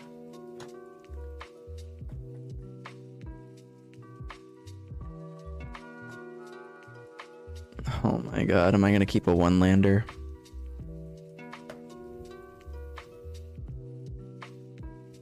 Okay.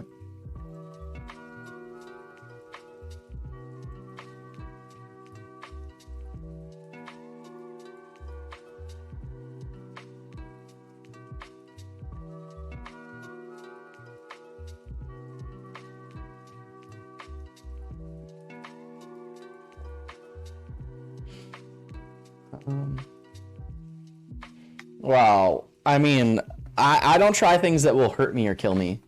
That's my limit. Anything that will hurt me or kill me, obviously, like, I'm not going to do that. Like, I'm not going to be stupid about it. And also, we're talking about food here. Like, you know?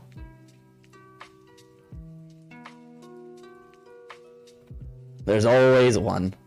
But why don't you do this thing that's obviously silly? Because you said you would.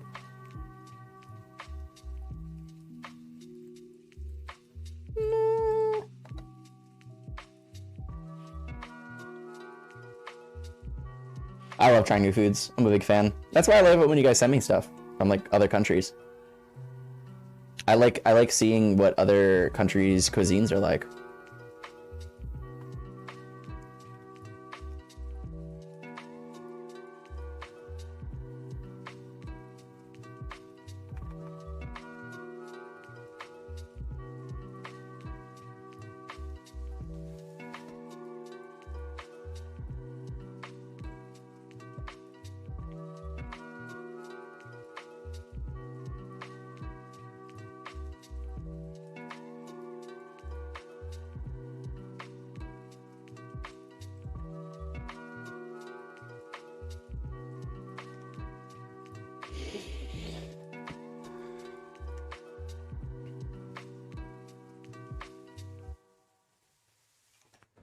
I think I win.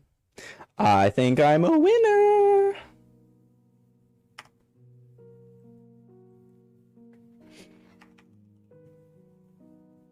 I'm picky with sanitary stuff. I mean, I would say, like, in the past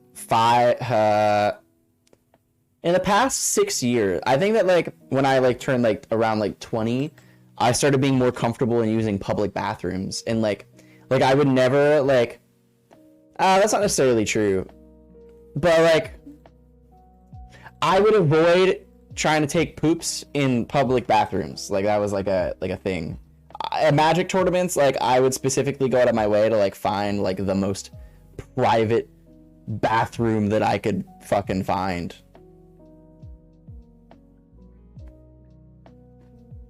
Interesting.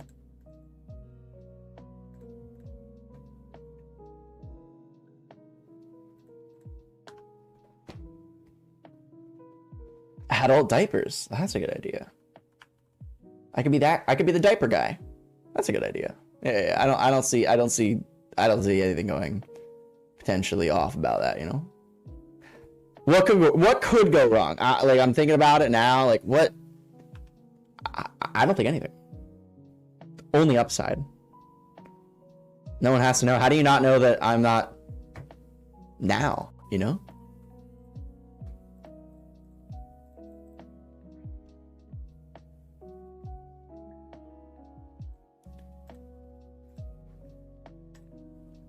The answer is you don't. Avoid it at all costs. You just gotta fucking suck it up. Just gotta suck it up. You just gotta fucking put toilet paper down and just deal with it.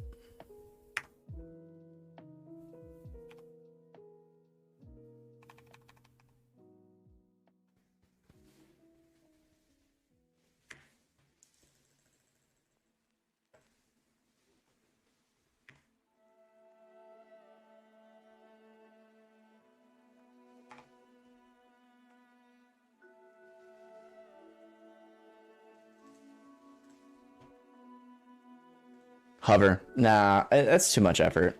It's too much effort. I've never been a fan of the hover. Never been a fan. Just a lot of work. It's a lot of leg muscles, you know? My buns and thighs are not up to fucking turn, not in, you know? They're not ready for that. Got to do more squats. Oh, it's workout Wednesday. Oh well. God damn. Oh, fuck. Guys, it's workout Wednesday. Fuck, I forgot. Damn, that cheese. Gee willikers. That really stinks.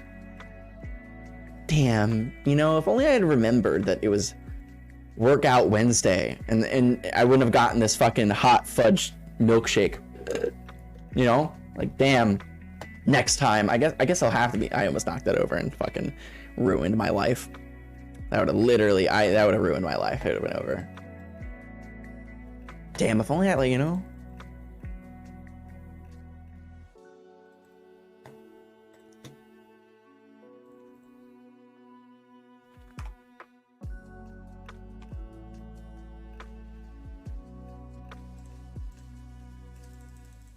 I'll give you, how about this? How about I give you jack all?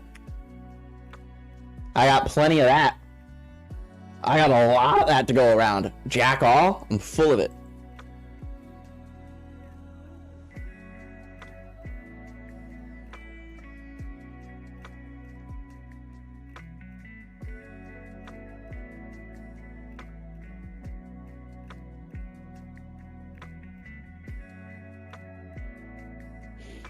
Undefeated. Let's fucking go. Let's fucking go. I'm so sweaty. I'm so fucking... I got a lot of complaints. I'm so fucking...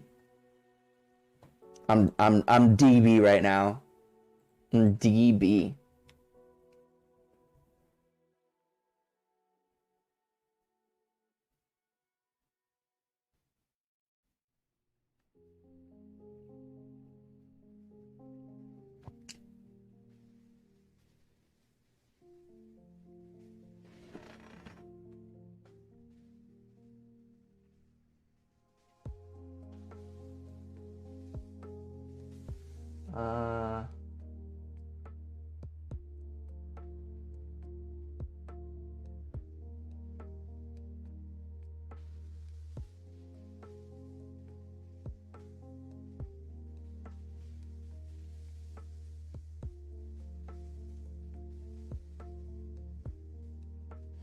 Alright, I do not think that we're going to be ending stream.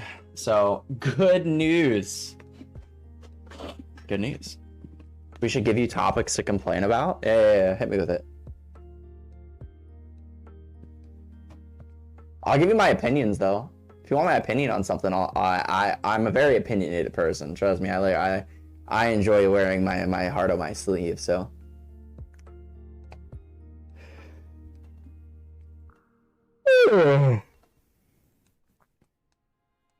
What's the deal with airlines?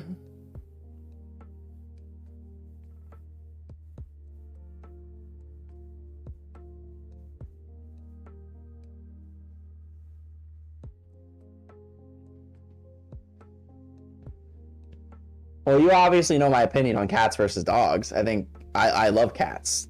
I'm a big fan of cats. Dogs, whatever. I don't care. Oh, this guy is on the leaderboards, right?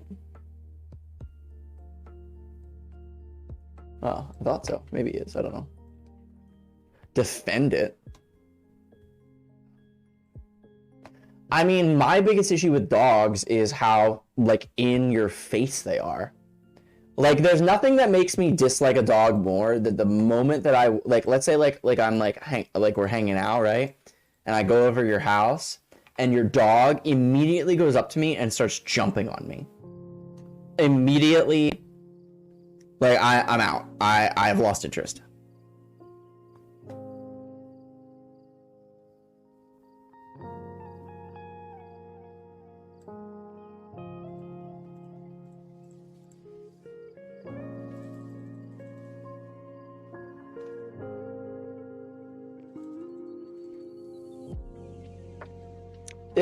I don't like how in your face and how I don't like the amount of attention the dogs require.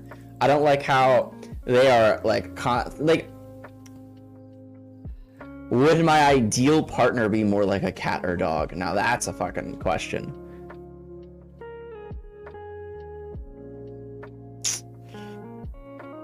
That's a good question. I don't know.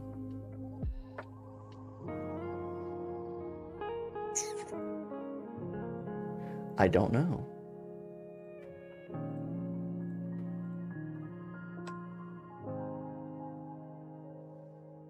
Huh, that's a good question.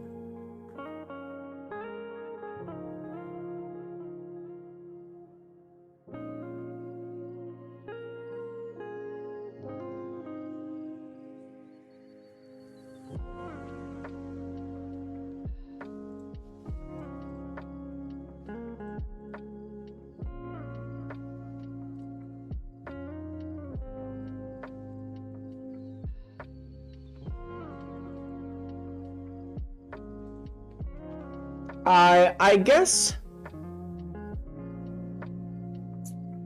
How about like a fish? My ideal partner be a fish?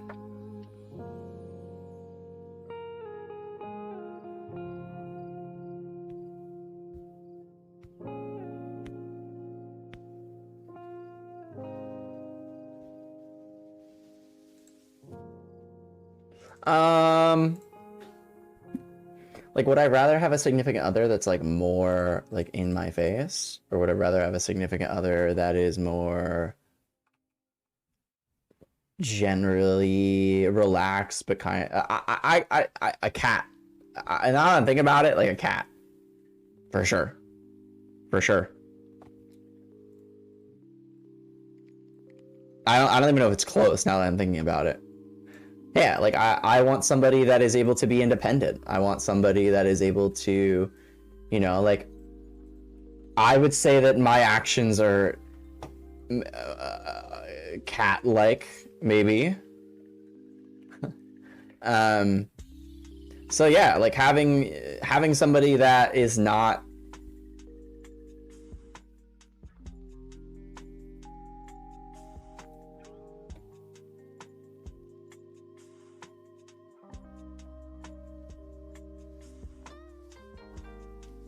I don't know.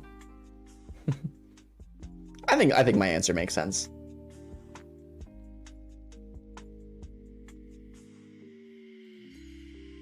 You think two cat? Maybe. I don't know. I think you're asking a good question. I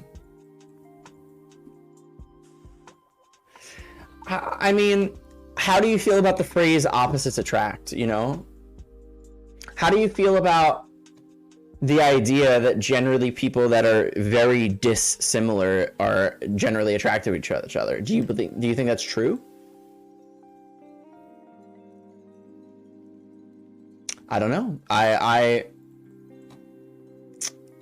don't necessarily agree. I think that people that are very dissimilar will probably drive each other more crazy than people that are...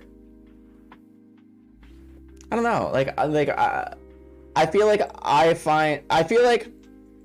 if I were to think about, would you want your partner to be more like you or more unlike you? And I feel like generally I would want a partner that's more like me. Being able to relate, being able to potentially maybe get the same humor, maybe, you know, that kind of thing. So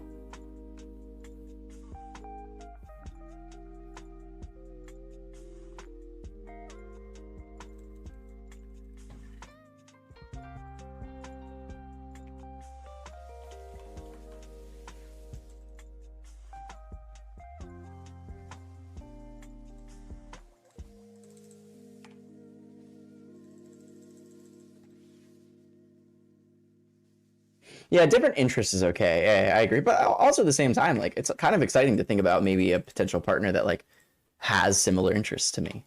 It's like an exciting idea. Like, what if my partner also played Magic? That'd be really fun. But also at the same time, wanting breathing room would be pleasant, you know, like wanting my own space, my own things going on, you know. Are you avoidant attachment style?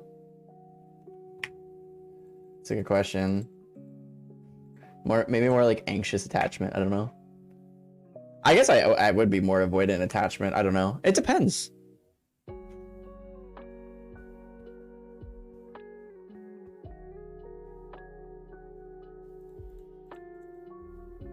I don't know. You're asking some difficult questions.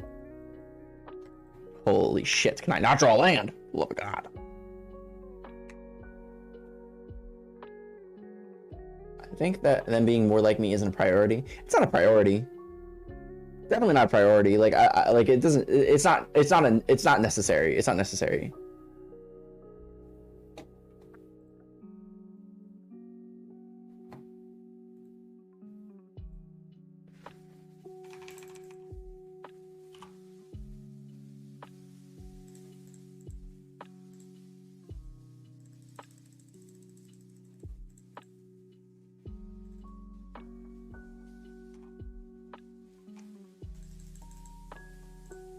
Oh my God.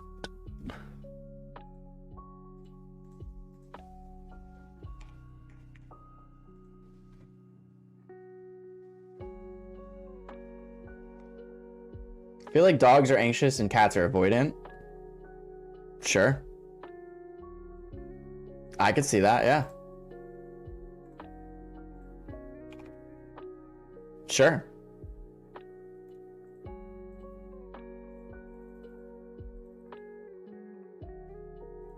One, two, three, four, five, 6, 7, 8. So many fucking lands. Jesus fuck. Jeez. God damn, I just got destroyed.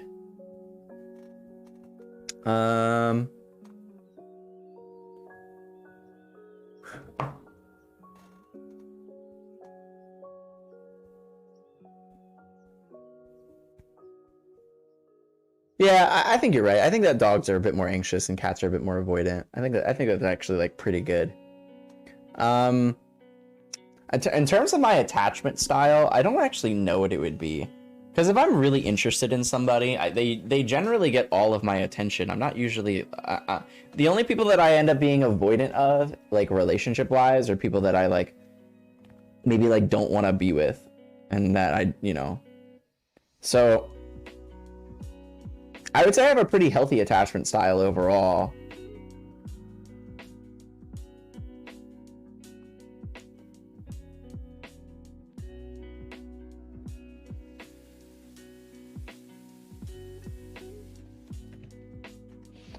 Dogs don't communicate their feelings. They'll pretend to be happy with whatever to please you. I don't think that's true.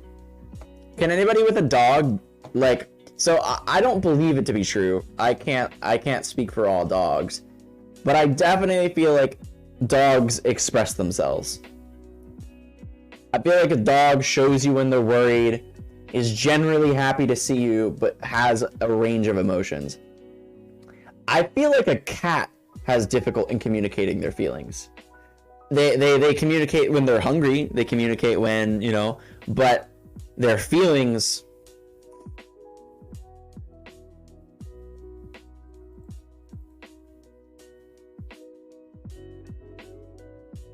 Yeah, we're generalizing for sure, for sure, for sure. You've dated mostly introverts, and you're a pure extrovert. I'm definitely somewhere in the middle, right? Like me being a streamer would say extrovert, but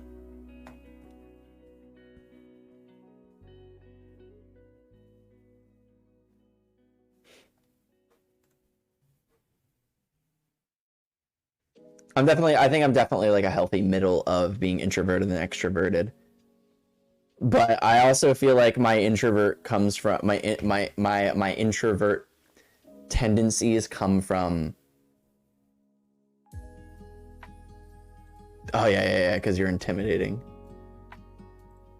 For sure. Sure.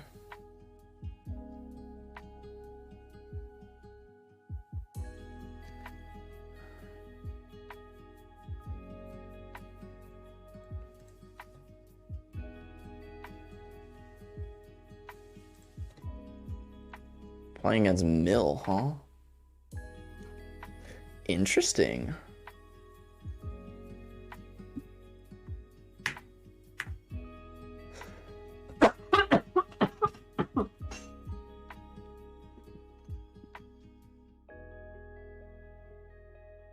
Yeah, it's true, it's true. I mean, cats just won't let you.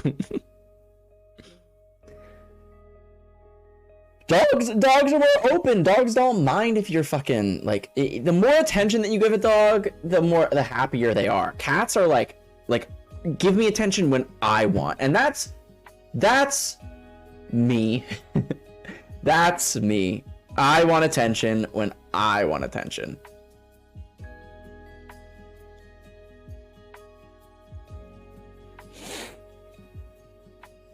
Oh my god, I gotta crack my neck. Where is Lily, speak of the devil? I don't know. She's somewhere. You want attention right meow? I mean, I'm streaming, so like.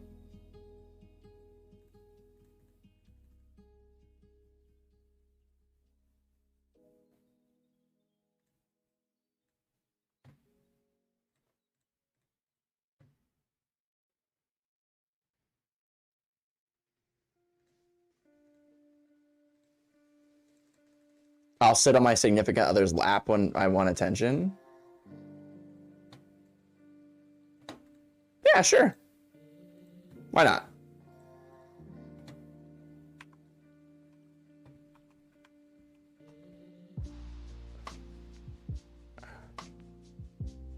I'm a bit heavy, like 150 pounds, but like, sure.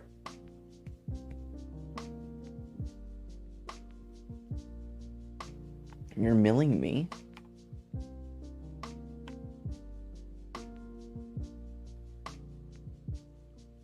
Why? I'm not heavy? I don't know.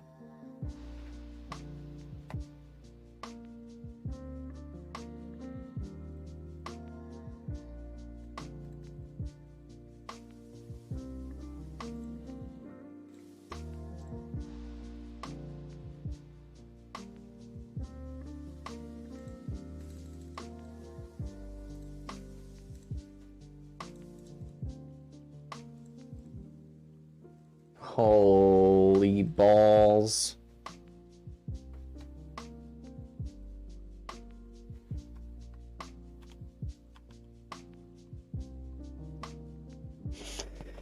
I know. I'm not like, you know, I'm not the biggest guy in the world, but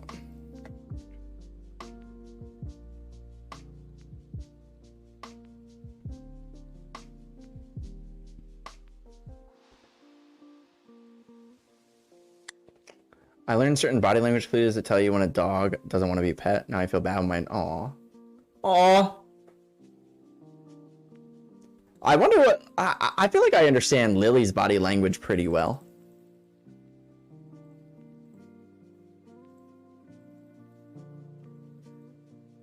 I feel like I understand her. I'm huge. You think so? You think I'm masculine and muscular too? Think so?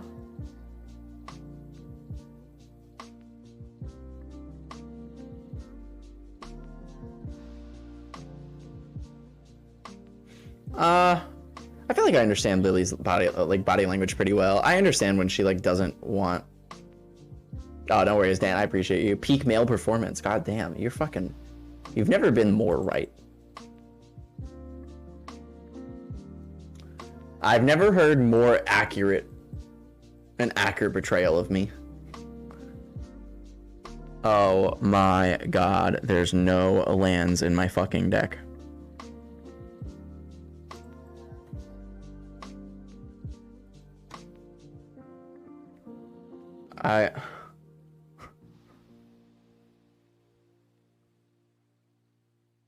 One, two, three, four, five. There were 5 lands in the top 31 cards of my deck.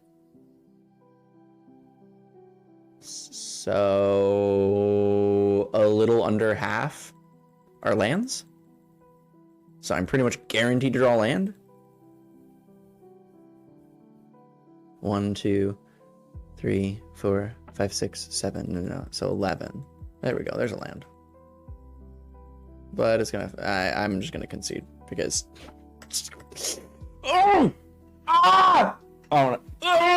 I'm mad. It doesn't matter though. But I'm mad. Let's bring in these. Bring in this.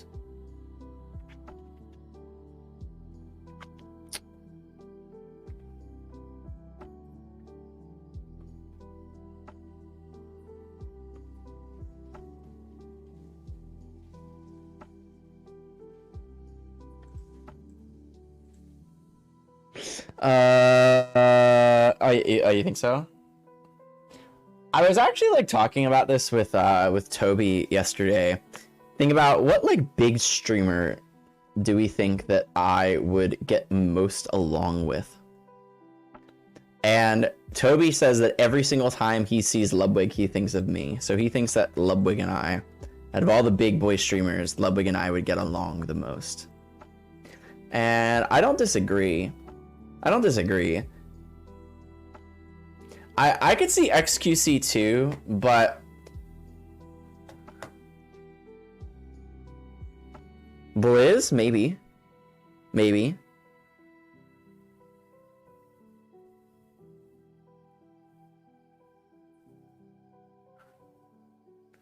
You don't know who is? Which one? Ludwig? Shao, like, yeah, I know who you're talking about. Hassan? I don't know if I would get along with Hassan. I mean, I guess maybe. Hassan is pretty political, and I'm pretty centrist left-leaning, generally. So I think that we would probably be able to get along. Maybe I don't know what we would like talk about. I have to think about like who would I want to have a conversation with, you know? Who would I want to have a conversation with? Who? I'm contrarian. What does that mean? What does that mean?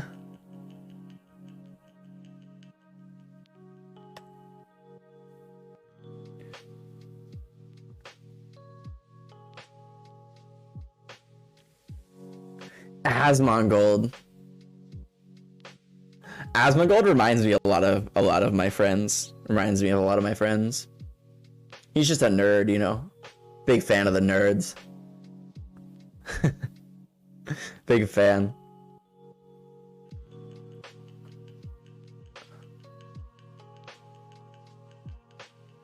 Honestly, just fuck me up. Just do it.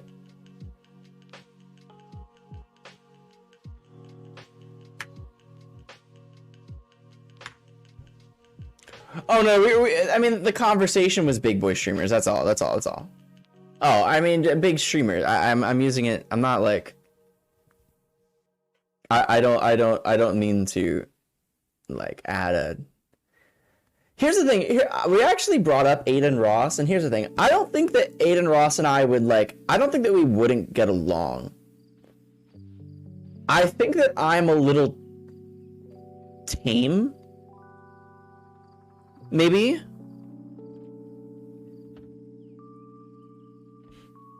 I don't think that we wouldn't get along. I just think that maybe I'm a little tame, you know?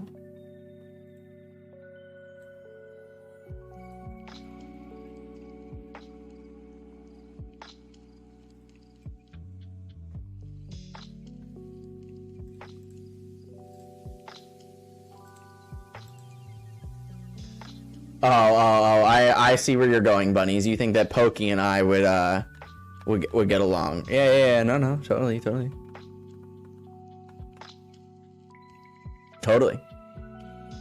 I agree. I can do better. I don't know what, like, I'm not doing anything. I ain't doing nothing. I ain't even nothing.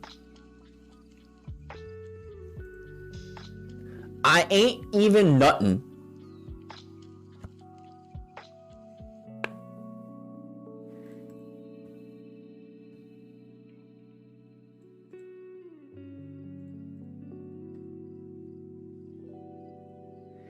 Oh, me and Charlie, that'd be cool. I don't know if we would get along though. I don't know who I get along with. I'm maybe.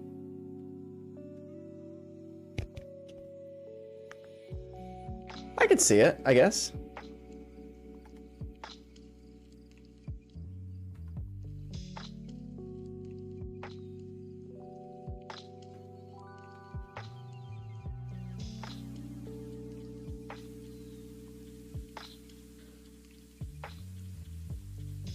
I am very laid back, I would say. I am very laid back. I definitely can have my streaks though, you know what I mean? Like my a little like over energetic, maybe a little chaotic streaks. But yeah, I think so. I think I could see that. I don't know. I feel like Charlie is really laid back. I feel like he's really. They are. My apologies. They are. I feel like they're pretty tame.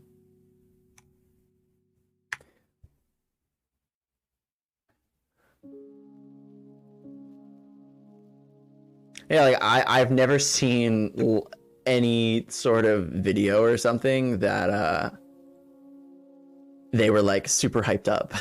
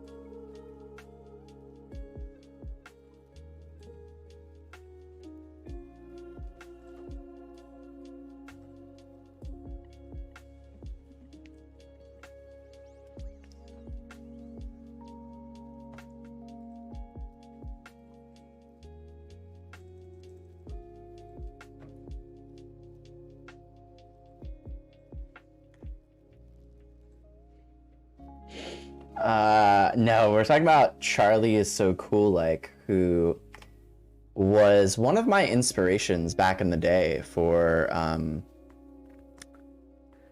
wanting to create content. I grew up with Charlie, just all their videos, just I think that they made me feel very comfortable. They had a very similar vibe to me. I was pretty awkward. I was kind of nerdy, kind of introverted. Definitely more introverted than I am like today. And I remember like watching their videos and being, you know, like I wanted to dye my hair red because of them. I'm sorry. It's kind of wow. It's so interesting to think about where my life would be had I not stumbled upon their videos, you know what I mean? It's kind of interesting to think about that. Would I even be streaming? How deep of an impact have they made on me? I don't know.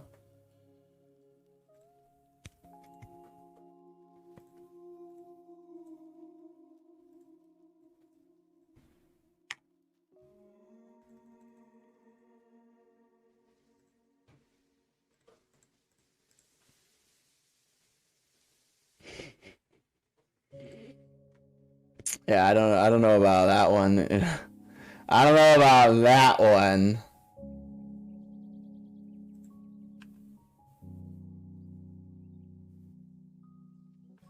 Maybe that's a little too far. I don't.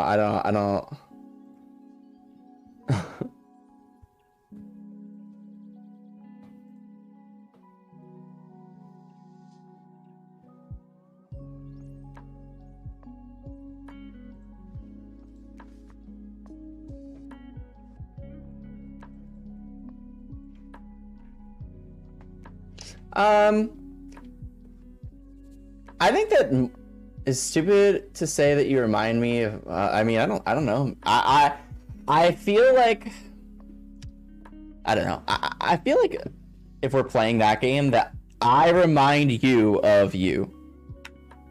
That's kind of interesting. I feel like in a way, a lot of the people that I like generally am influenced by have a lot of very similar qualities to me. You know what I mean? We're not like entirely the same, but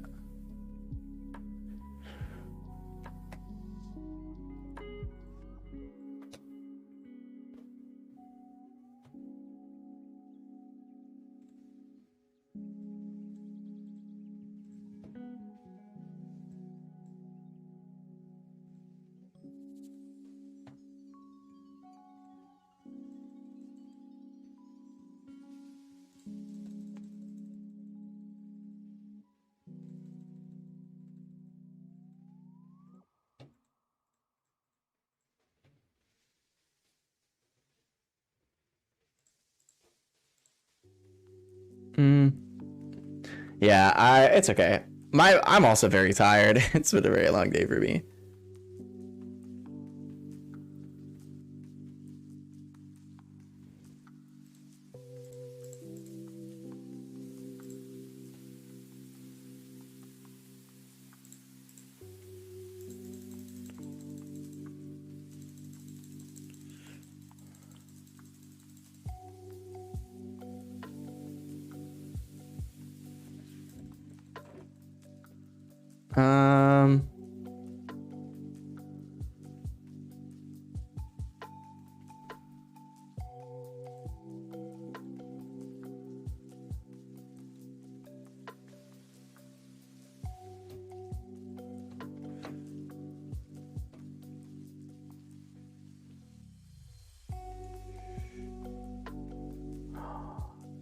It's not in my graveyard anymore.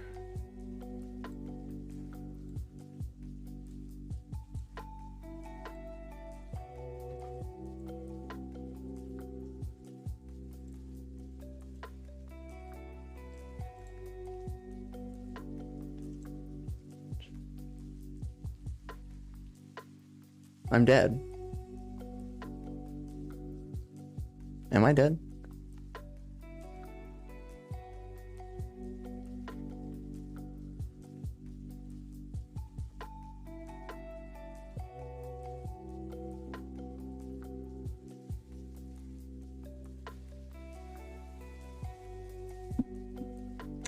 I think I killed myself unintentionally.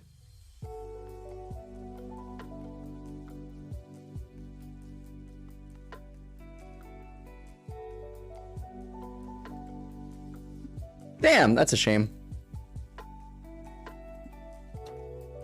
Aren't we all dead in one way or another?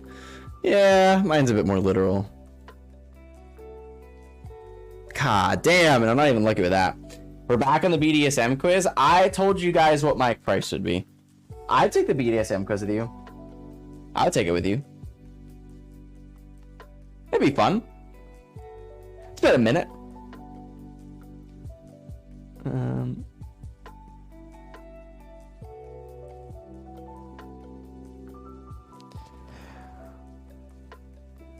What's the price? Sub goal.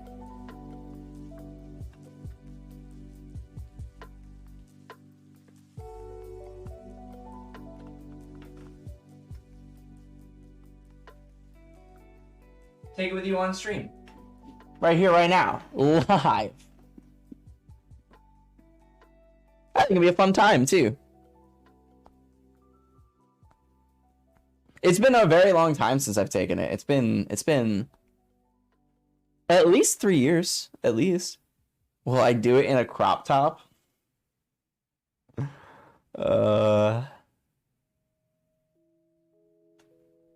I don't know about that one.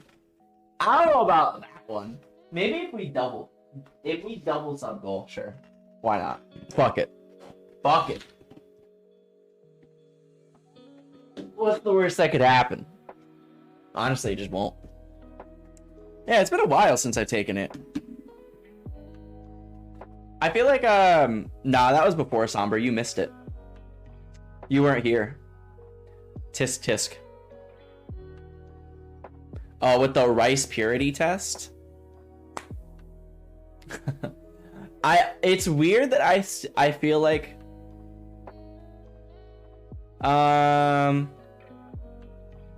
yeah, fuck it, I'd make it a double. Sure, why not?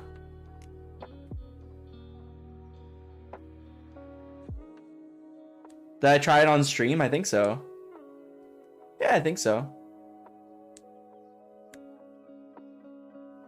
Yeah, I wouldn't mind doing it. I think they're fun. I think they're a good time. I think that I wonder if things have changed. I generally wonder if like how much has changed about me over a couple of years. Definitely some flaws in both of those tests though. I don't think that they're entirely accurate, but I think they're pretty good.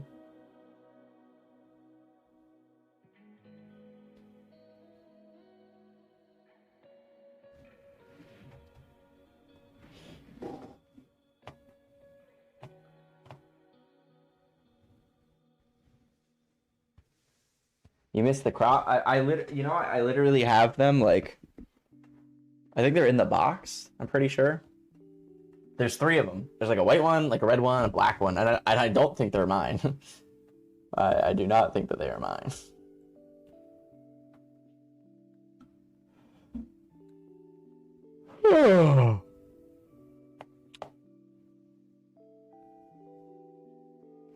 I told you guys that I'm comfortable with it, but you know, it's up to you. It's really up to you guys. I have very little power here.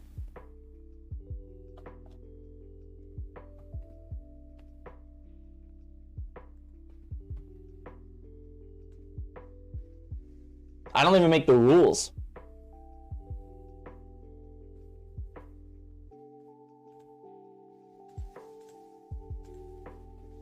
Trust me, me trying it on was not hinged on you being here. That was up to chat. You know, it's always really up to you guys. It is kind of crazy the amount of power that I put into your hands, huh?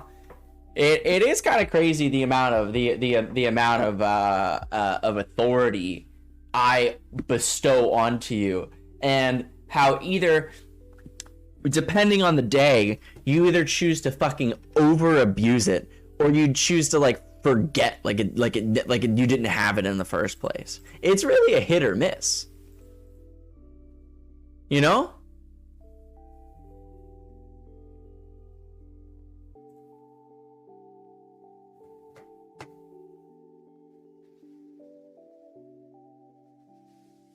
Oh, the quizzes? I took the quizzes years ago, like the BDSM test and stuff. I took those years ago. Years ago. There's no way that any of those videos would be around. No shot.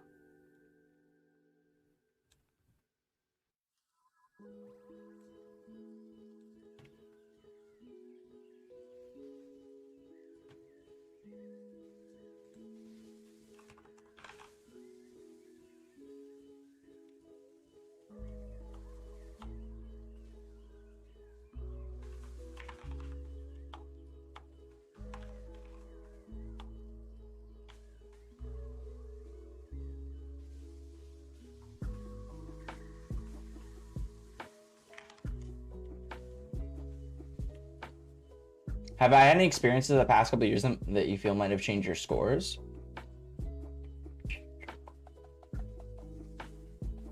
Maybe.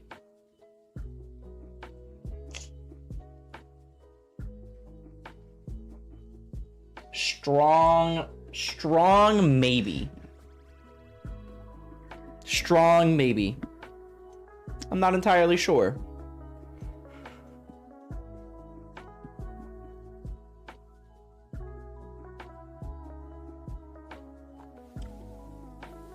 No, there's no way you'll be able to find it. I'm telling you. It's not worth the effort. It's not worth the effort. You guys are redonkulous. You guys, the thirst levels. See, I'm thirsty, but like, you know, you guys, whole nother level. I feel like it's always been that way though. Oh, the crop top. Yeah, it's kind of like you missed it, you know? It's a damn shame. It's a damn shame. Should have been here. My scores changed, got more polarized. Go delete the VOD. Oh, I finna will.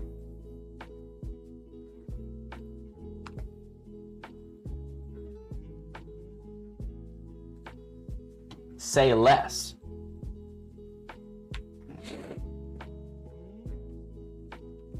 It's okay. It's okay. I'm kind of allowing it, you know, because like today is something special, you know.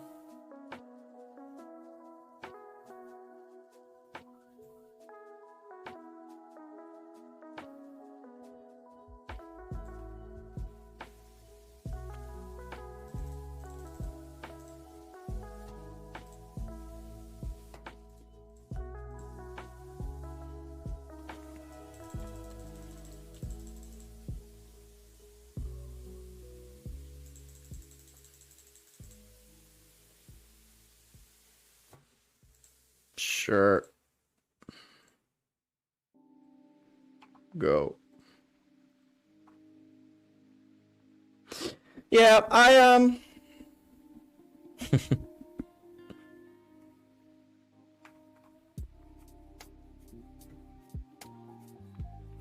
chose not to use the ability. What the? Oh, I understand.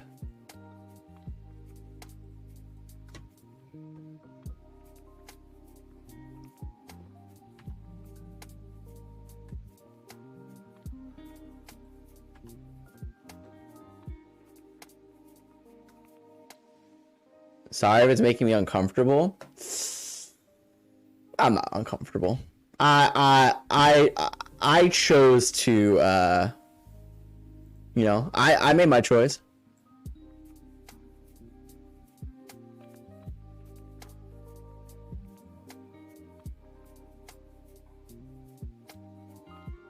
I made my choice.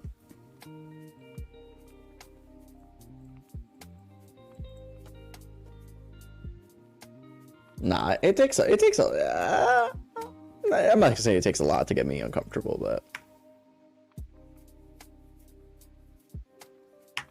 I guess so. Is it really Harlot clothes? I don't know about that. Now you're stretching it. No, now we're trying too hard.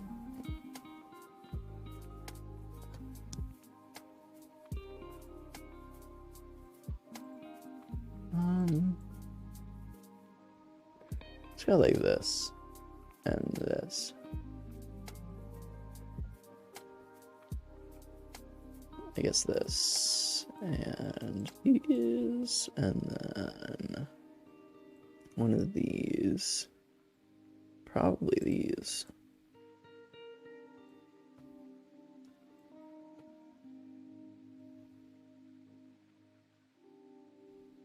Set that up.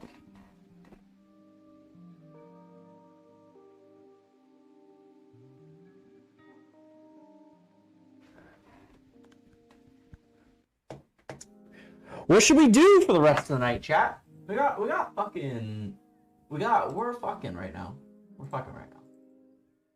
I guess I'll finish this league, finish these matches, and then I don't know. I really want to open a pack, I'm not gonna lie.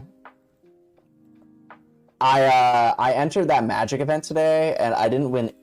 I won fucking nothing, and I was really excited because I thought I was going to win like something, like a couple packs, and I got 4th place. I needed to get 3rd. Felt really bad.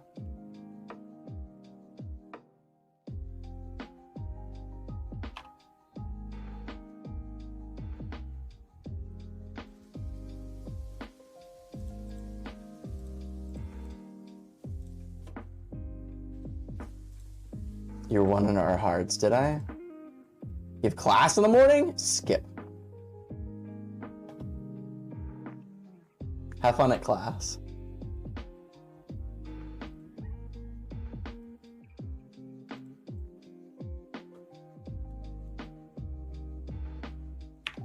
Uh-oh.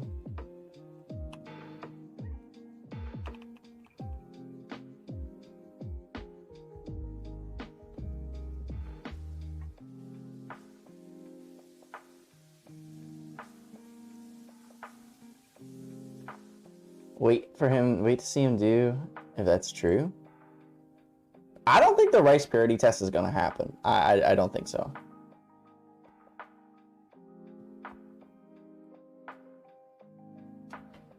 Sure.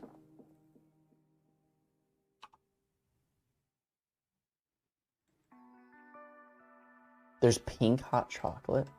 That's pretty sick.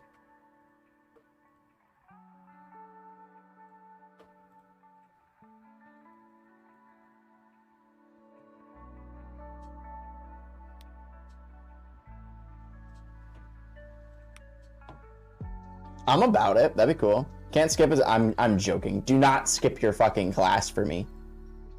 Please do not skip your class for me.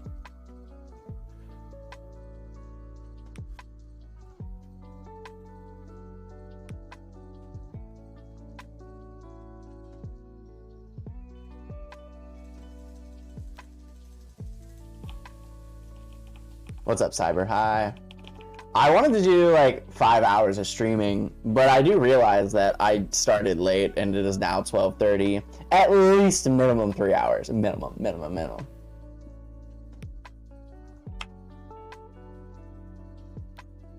I getting fucked here?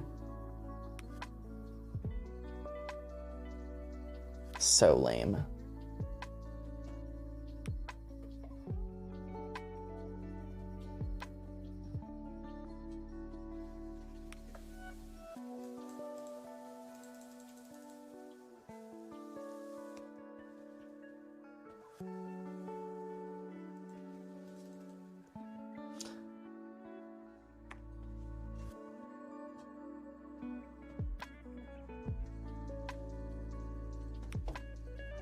Good night, Tino. Enjoy your class tomorrow.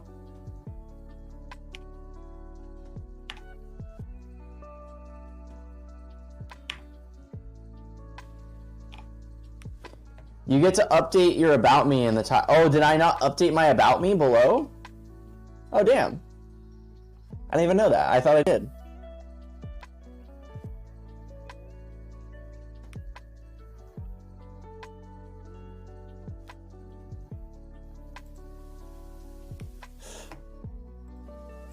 What does it say? Does it say like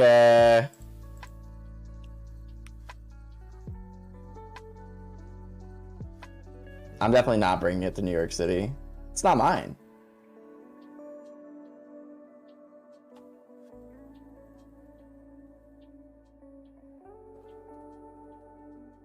I guess it is mine, like now, but you know.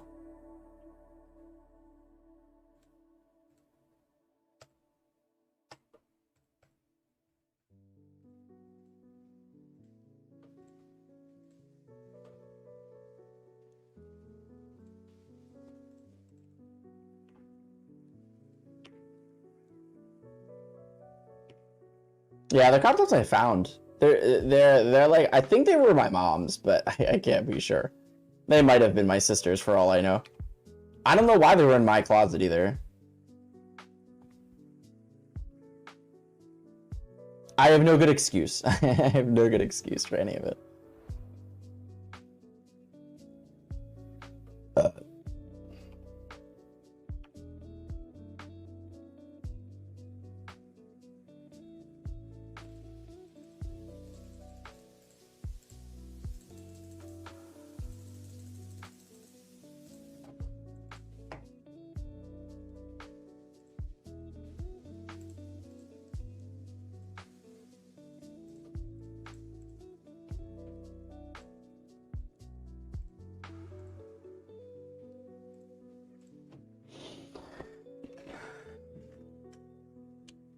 Good night, Dan. I appreciate you, buddy.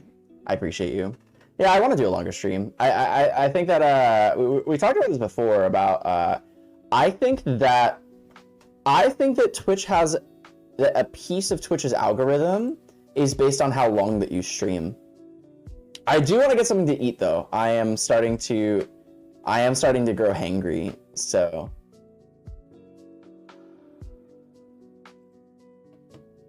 I have my ramen from yesterday that I want to go heat up, and then we can like watch some videos or something.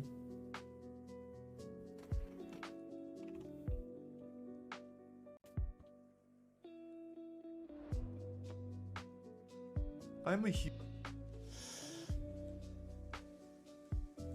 Yeah, alright, I'm gonna go heat up my food, and then we'll like watch some videos or something. I'll be right back.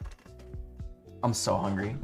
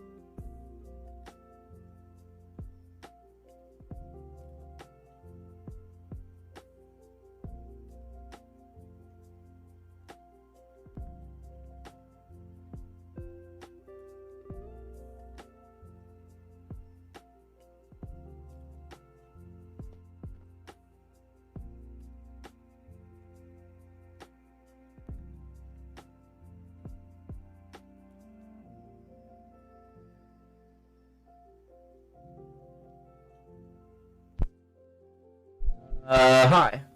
I am growing delirious by the second.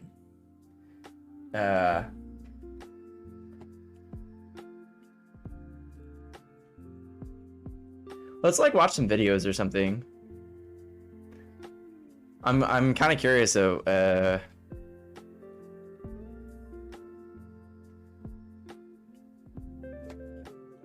Oh, the ramen is ready. I already like it was like from like a real restaurant, and I like didn't eat it yesterday. You know what I mean?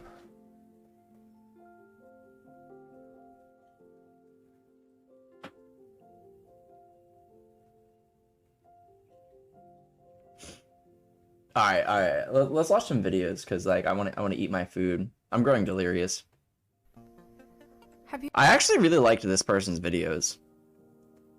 I thought they were actually like pretty well made. So. You ever looked at a rubber band ball and thought, I really want to buy that, but I don't have a use for it? I mean, a person only has so many things that need to be held together by a rubber band. What are you gonna do with hundreds of them? Well, if you were anyone who was anyone in 2010, you bought those rubber bands anyway, except you bought them in colorful, overpriced packs of 12, and slowly amassed your own rubber band ball at home that you called your Silly Bands collection. Silly Bands first officially came about in 2009 after Robert Croak, distributor of the infamous Livestrong bands, saw someone else make them first. In 2002, a couple of Japanese designers molded rubber bands into animal shapes to discourage people from throwing them away so frequently and increase sustainability, calling them animal rubber bands. Robert saw this idea on a business trip, decided the bands were pretty poorly made and didn't really resemble animals very closely, and then made his own version years later. Damn it. This new idea, though, wasn't about the sustainability of office supplies, but dealt— My soup isn't hot enough. And this is after your time, really? Maybe we'll look up a more relatable video.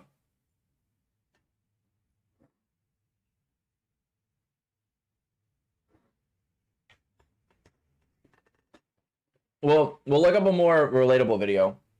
I do gotta heat this bad boy though. I put this in for like 3 minutes. It's not warm. What's going on?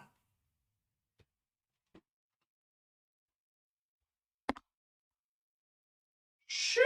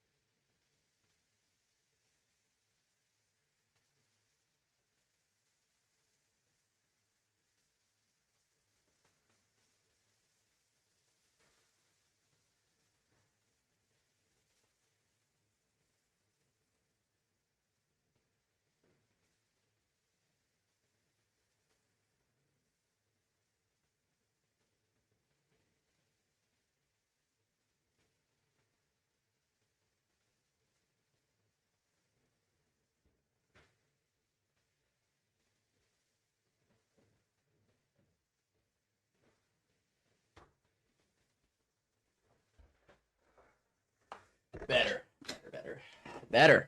All right. It's actually really hot now. Let me, whew. Let's go. All right. We'll look for a more relatable. I know. You see, I feel like this person who makes these videos are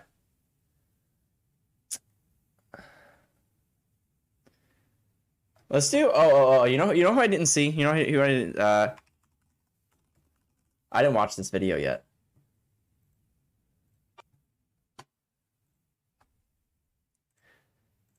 This is like a video. This is like a year in review video that I haven't seen.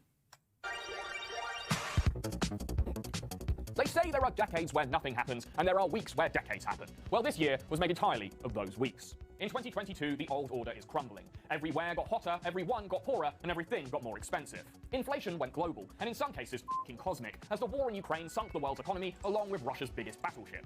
It was the year of the presidential pool party, as governments across the world struggled to keep the angry masses out of their securely guarded compounds and off the internet. Shut-ins everywhere emerged from their COVID caves with new ideas about the outside world, ideas what they probably got from the computer. The insanities of the previous year were re-evaluated. NFTs, cryptocurrencies, and virtual realities were out, while AI, being real, and pink sauce were in. Ordinary people are taking center stage as TikTok changed what it means to go viral. Legacy media looks less trustworthy, and old school celebrities are looking like their own wax replica left under a heat lamp. Wow, I forgot all this happened in 2022. Threatened the established order, while old debates and long dead figures made surprising comebacks. I see good things about Hitler also. But no matter how fast you run from change, you'll always end up left behind. It is better to stand your ground and understand what you want to run from. And to do that, we have to start at the beginning, in January 2022. I'm eating like ramen, like more real ramen, like from a restaurant. In January, the NFT scam finally started running out of steam, as celebrity shills brought the grift to the final demographic that yeah. the octogenarians that still watch network TV. What's up, Ona? How you doing? Forward-thinking go-getter got his cash through more legitimate means by driving a bulldozer through his local bank branch. This was a moment among many as protests sparked by the I don't remember that. Consumed the entire country. The government attempted several internet shutdowns but failed to prevent online organization or footage from leaking online, a trend that we'll see continue. In Baltimore, a modified pig heart was transplanted into a human for the first time, which allowed the recipient to live for another 60 days. Wow. In England, a man with the brain of a dog was still inexplicably holding on for dear life. In Britain, everyone was... How am I? I'm doing well. How are you? Never happened. Nobody as much as Prime Minister Boris Johnson, who was also trying to make us all forget about those midnight rages he was throwing while we had to attend Grandma's funeral via Skype. I believed implicitly that this was a work event. But, Mr. Speaker... When the initial findings of an internal report revealed that there may have been more pandemic hoedowns than previously reported, people were angry. One of Boris's own MPs switched sides in disgust, while Johnson initiated Operation Big Dog, a scapegoat talent hunt to find someone close by to shift blame on. How have you been, Ona? Big Dog wasn't the only one people were getting mad at for having too much fun. In New York, main character syndrome has been epidemic since Patient Zero arrived. But in January, there was a flare-up among young women who decided that their dating app woes were worthy of national attention. I feel like it's my duty as your Asian older sister to warn my New York City girls about this Caleb from West Elm ASAP. This was the West Elm Caleb incident, in which several Brooklyn-based TikTokers took to their phones to air out one man for the heinous crime of hitting and quitting communication. This video showed up on your For You page and you happen to be dating a West Elm Caleb, consider yourself warned. It was like the timeline of her experience with West Elm Caleb was right not, if not overlapping to mine. I also have a story about Oh my god. Within a matter of Caleb. days, his first name and place of work were known across the English-speaking internet, sparking a debate over the ethics of ghosting. I realized you didn't call, text, or even try to apologize to me, so I said no. The girls need to know. You might rightly ask why a British man in his late 20s would give a solitary bark about this, but I think it's an interesting case study in how TikTok is changing the internet. Unlike veteran platforms where content creators now have decade-long careers, TikTok's content is truly user-generated, and its algorithm can push ordinary, often unwitting people into its spotlight. Can you imagine going on a date with somebody, right? And then, like, you ghost them because, like, you just didn't want to continue the date and, like, you know, maybe you're afraid to, like, let them down, right? You, like, go on, you know. And then you see that you've gone viral because all these people are shitting on you.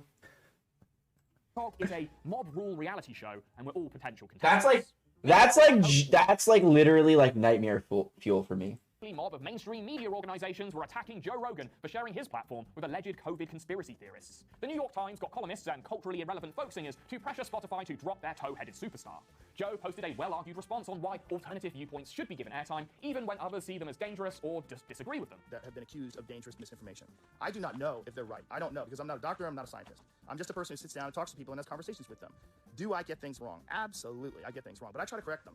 Just as this condemn-a-thon looked like it was winding down, a compilation of Joe and his guests mispronouncing the name of a certain landlocked African republic, no, not Chad, went viral. In response, Spotify deleted over 100 episodes of the Joe Rogan podcast, forcing Rogan to post... I would be afraid that I'd be on the side that I would be posted about.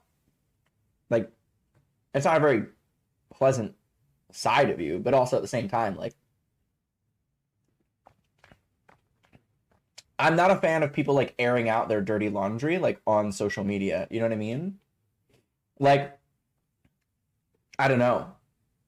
Like, I would never post, like, oh, my date with Dave went horrible. Fuck you, Dave from, you know, like what, like, it's just so weird. Post a real apology, which he knew was serious because there were books behind him. I'm making this video to talk about the most regretful and shameful thing that I've ever had to talk about publicly. To those who weren't watching closely, it looked like Toe Rogan might finally be stopped. After all, celebrities have lost their careers over a lot less. But Spotify held strong, as the media moved on to their next outrage spiral, or onto this suspicious number of Russian soldiers gathering at Ukraine's eastern border. Joe Rogan is a new media star, trusted by his audience not because he knows everything, but because he is honest about what he doesn't know. Legacy media organizations, in contrast, are a black box of corporate interests and metropolitan politics. Joe Rogan's footbase is familiar, knowable, and trustworthy as a result. Let me tell you about a comic that I wrote and that you can order right now. Set in a distant future, this sweet cesspool is about a power struggle that erupts among the prisoners of a high-tech slave colony. Run.com and dip your toes in this sweet cesspool. I know, right? It's, like, scary. I was Josh Safdie's muse when he wrote Uncut Gems. Right. In February, some douche left his 400-pound gold cube in Central Park, a cryptocurrency promo stunt that ended up being more hype than heft. The company, formerly known as Facebook, saw its share price take a historic plunge, following a bad earnings report and changes in Apple's rules on targeted ads. The Zuckerborg might not have noticed, though, because he was waiting for at least one other person to log into his head-mounted Wii Sports wank realm.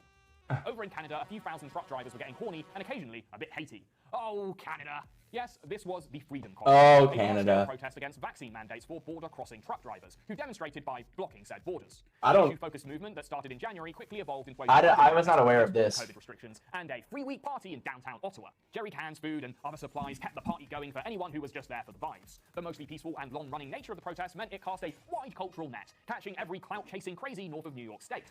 While many of the convoy's organizers were balls deep in the QAnon cornhole, a lot of protesters were vaccinated and just objected to the idea that they should be mandated. Sure. I'm a bit confused as to what this protest was about. It was about vaccines, yet there are Nazis? There were some folks flying them Kanye colours, but Oh, protests are a lot like that is very parties. annoying. The more people you invite, the better the chance of someone shitting on your sofa. Unsurprisingly, the real party pooper was Justin Trudeau, who has a documented history of bringing the mood down. Oh. Canada's Prime Minister invoked emergency powers that hadn't been used since their creation in the 1980s, enacting mass arrests and clearing the country's borders. GoFundMe cut off organisers from the funds that the movement had raised, leading to some legitimate questions about how online platforms play favourites with politics. By the morning of February 13th, That's the police force kind of cleared interesting. the bridge and opened the border's busiest crossing. Meanwhile, on the Ukrainian border with Russia, things were just starting to get crowded. Russian forces had been gathering at Ukraine's border for a while, but in February, thousands more arrived, with tanks and heavy equipment, in an obvious escalation. Many Western pundits and geopolitical big dogs were still sure that Russia was bluffing. I mean, it's not like they've ever done anything like this before.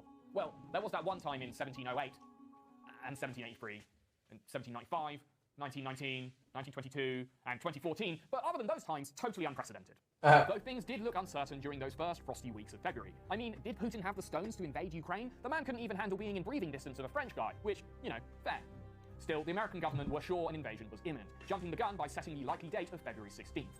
The day came and went, giving cable news pundits an opportunity to score some political points instead of doing a journalism. If Putin bluffed an invasion of Ukraine to make Biden look ridiculous, it worked. If you were actually looking at what was happening on the ground, though, it was clear that the war had already started. TikTok was filled with a procession of Russian tanks and heavy equipment headed to Ukraine, while Russian state media stooges posted videos apparently showing evidence of Ukrainian aggression on the border. In one of many, a faceless Polish-speaking Ukrainian saboteur is shown allegedly firing at civilian infrastructure, with the metadata on the video revealing that the gunfire was copy and pasted from another YouTube video.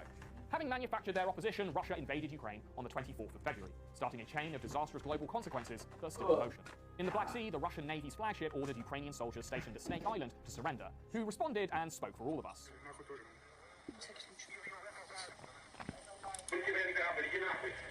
This movement bold resistance in the face of a larger, stronger... Oh, that's so funny. The enemy was demonstrated throughout Ukraine. Volodymyr Zelensky stayed put in Kiev as Russian bombs landed in the capital, while the country's farmers towed Russian tanks and sold them for scrap metal. I love how there's like an actual military comm of them being like, should I tell them to fuck themselves? Kiev that Putin imagined failed to materialize as his special military operation started to look more like the beginning of a long, punishing war. Didn't arrive in time for the last video, but here it is, my Bayraktar plushie.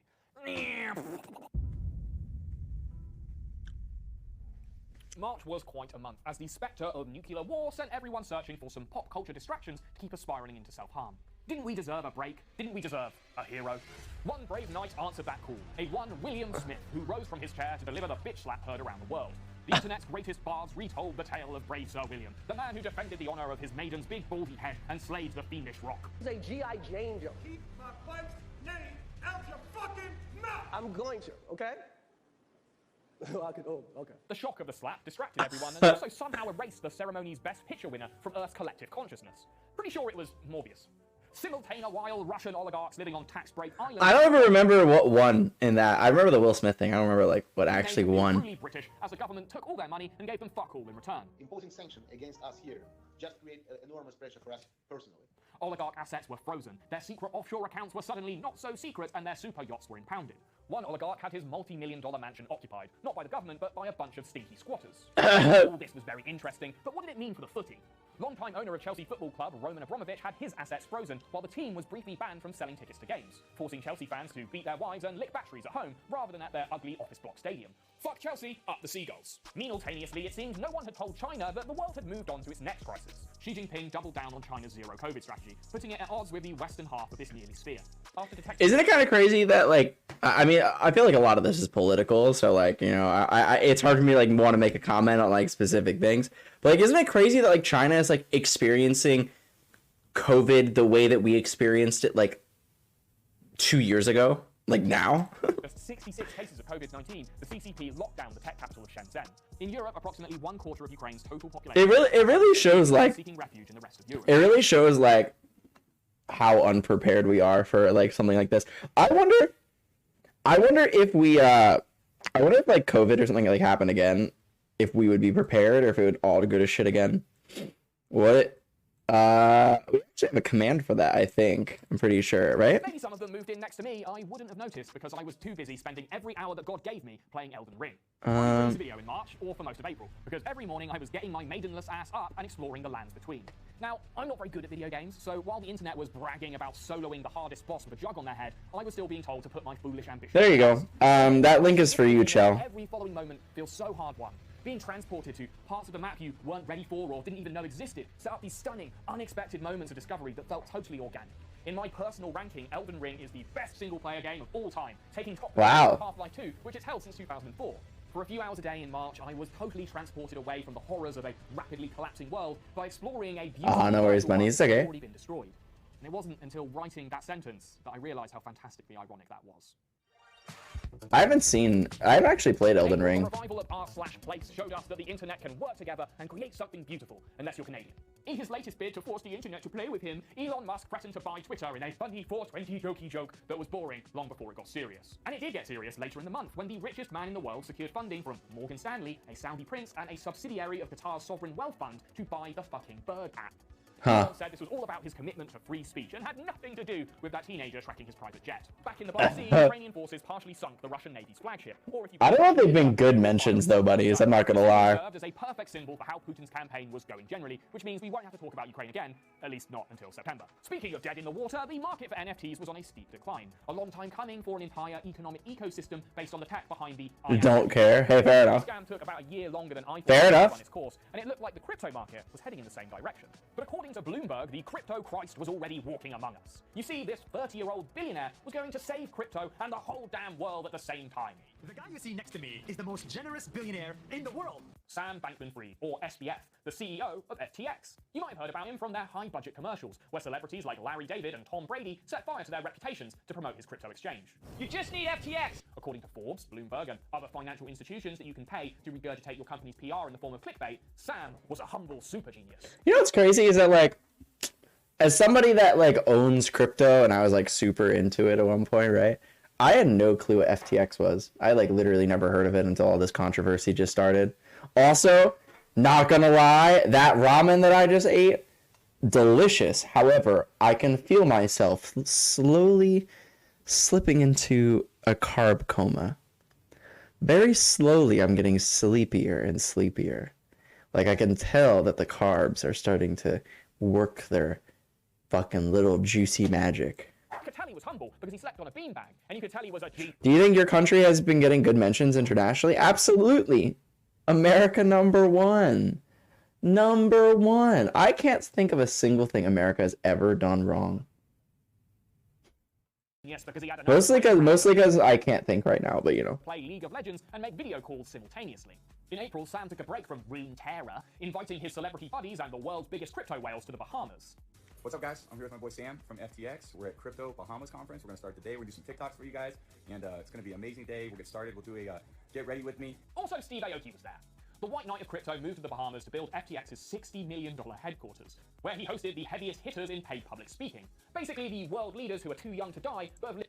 Say something soothing. I don't know what you mean. I don't know what you mean. I don't know. I'm just here, bunnies, you know? I'm just here. I don't even know what this guy did. I'm not gonna lie. I don't know why this guy is getting in trouble. I also feel like I can't really blame the people that like did the advertisements with him, like Tom Brady and stuff. Because like, there's no way that you could have known that he was a criminal to some degree. There's no way. Lived long enough without a real job to need the cash. Tony Warcrimes Blair and Splooge McFuck were there to sing the Splooge McFuck. Now that's a nickname. What trouble? I don't know. Wasn't he like doing something illegal? Like very illegal? Like isn't he gonna go to prison for like a very long time? I don't know. Generous SPF. Cable news called him the next JP Morgan. YouTubers made him seem like some kind of blockchain. I guess we're gonna find out. He was vegan, dressed like shit, and just wanted everyone to get along. Sam's vocal support of crypto regulation and apparent commitment to philanthropy bolstered his reputation, proving that a reputation is a lot like an intangible digital currency. It can be bought and sold, and it only really has value if enough people believe in it. My dog stepped on a bee. In May, a very real cash crisis nearly. My dog stepped on a bee.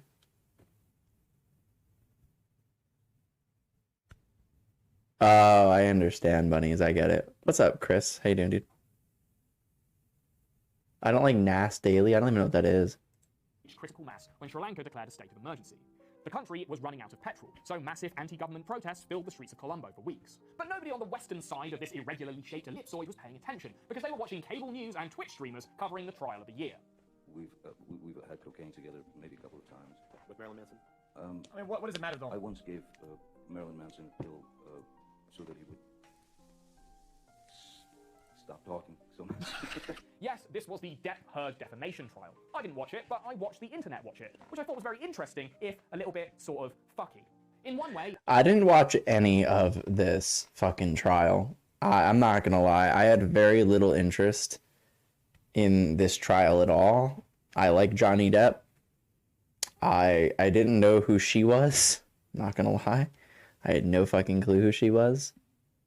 And the only thing, and as somebody that stayed very much out of it, who watched very little of it, the only thing that I can take away from the trial is that Johnny Depp won and she lost. And I don't even know if that's true. That's just the only thing that I that's what I heard. And I don't even know if he actually like won. Maybe like socially he won. it was nothing new. Trials have served as public entertainment since the witch-burning days. But now that this witch has been well and truly cooked, my cold take is that the whole thing was a sorry spectacle. The biggest insight I got from it was that the lives of Hollywood celebrities are just as sad, pathetic, and insular as my own. Both Depp and Heard were labelled as abusers, but... I agree. I think that, like, something that I took away with it was, like... I don't know. It doesn't matter. I was very surprised. I mean, I guess I wasn't, like, that surprised to see all these big-time... Like, to see, like, Pokimane and, like, XQC cover the trial. I guess it's not very surprising, but I think it's kind of boring. I don't know. I guess, like, it drove viewership. I just, like, had zero interest in it, so I would never. He won legally and socially. Bro, this is what I mean, though. Like, this is, remember when I was saying, like, I would hate for you know, like somebody that I went on a date with, about the person that like, you know, they person that like got the person that ghosted, and they were, you know, I would hate for like my relationship shit to go public like this. Like this is on a whole nother level though. This is on like a literal like legal trial level. So I don't think it could get any more invasive than this, because they're kind of like their goal is to hash everything out here. So I don't know. She deliberately, but like, did she really ruin his career? I feel like people are still going to watch Johnny Depp stuff. I am I don't really think anything's ruined. But the label stuck to her like shit on bedsheets, as her apparently inauthentic testimony was transformed into TikTok dynamite. My dog stepped on a bee. My child spilled my tea. My yard's full of debris. Littered by the sea. Oh shit! Viewers seem to feel sorry for Johnny Depp, probably because he now looks like everyone's sad aunt. The actual legal trial was about defamation, but the trial of public opinion seemed to be about whether Amber Heard was a bitch or not. Twitch streamers covered the trial. Wow, that was very real. He got dropped from a bunch of movies, but they'll let him back, you know? Like they'll let him Day to day, offering viewers the exact level of righteous vitriol they wanted to hear. That Ms. Heard acted with actual malice. He'll make the money back. He'll make the money back. It's interesting that like this trial like only made him look good. At least in my opinion, I paid very little attention. Answer, yes. Holy, that's hardcore. That Ms. Heard acted with actual malice. Answer, yes. True. The statement was about Mr. Depp. Please stop spamming. Answer, yes. Turd pack Question. RIP Bozo, The because statement I was can't false. help but laugh. 2020, the Daily Mail. Quote, we reached the beginning of...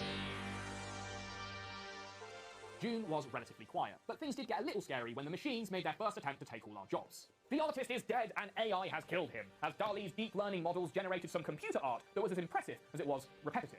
The internet was dazzled by the incredible images it could create by mashing two or more pre-existing concepts together in mind-frame capture puzzles. Click the boxes which contain the muscular T.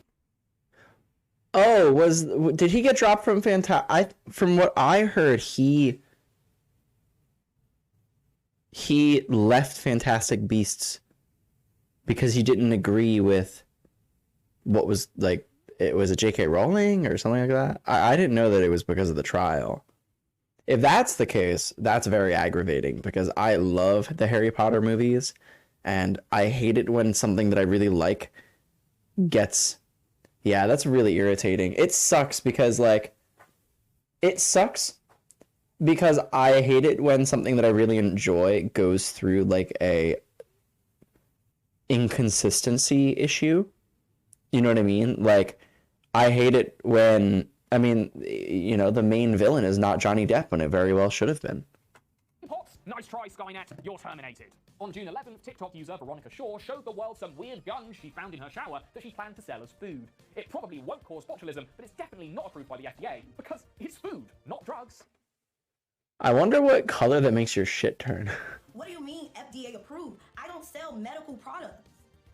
The pink sauce is not a medical product. Oh, hey, I'm at Bingley Baked Chippy. It's an absolute staple here in Coventry. And in the UK, an oversized roadside chip shop went viral, inspiring teenagers and clout-chasing influencers to make their pilgrimage to Bingley Mega Chippy. Bingley Mega Chippy! Once again, the TikTok algorithm drove action, galvanizing users to look up from their phones and explore the world. Was it actually Pepto-Bismol? Is that true? Yeah, but like, he'll get rehired as Jack Sparrow. The nice part about Pirates of the Caribbean is the fact that if he's the main character, they can't replace him. Like, they're not going to make somebody else play Jack Sparrow. So if they ever, you know, if they ever wanted to, they will.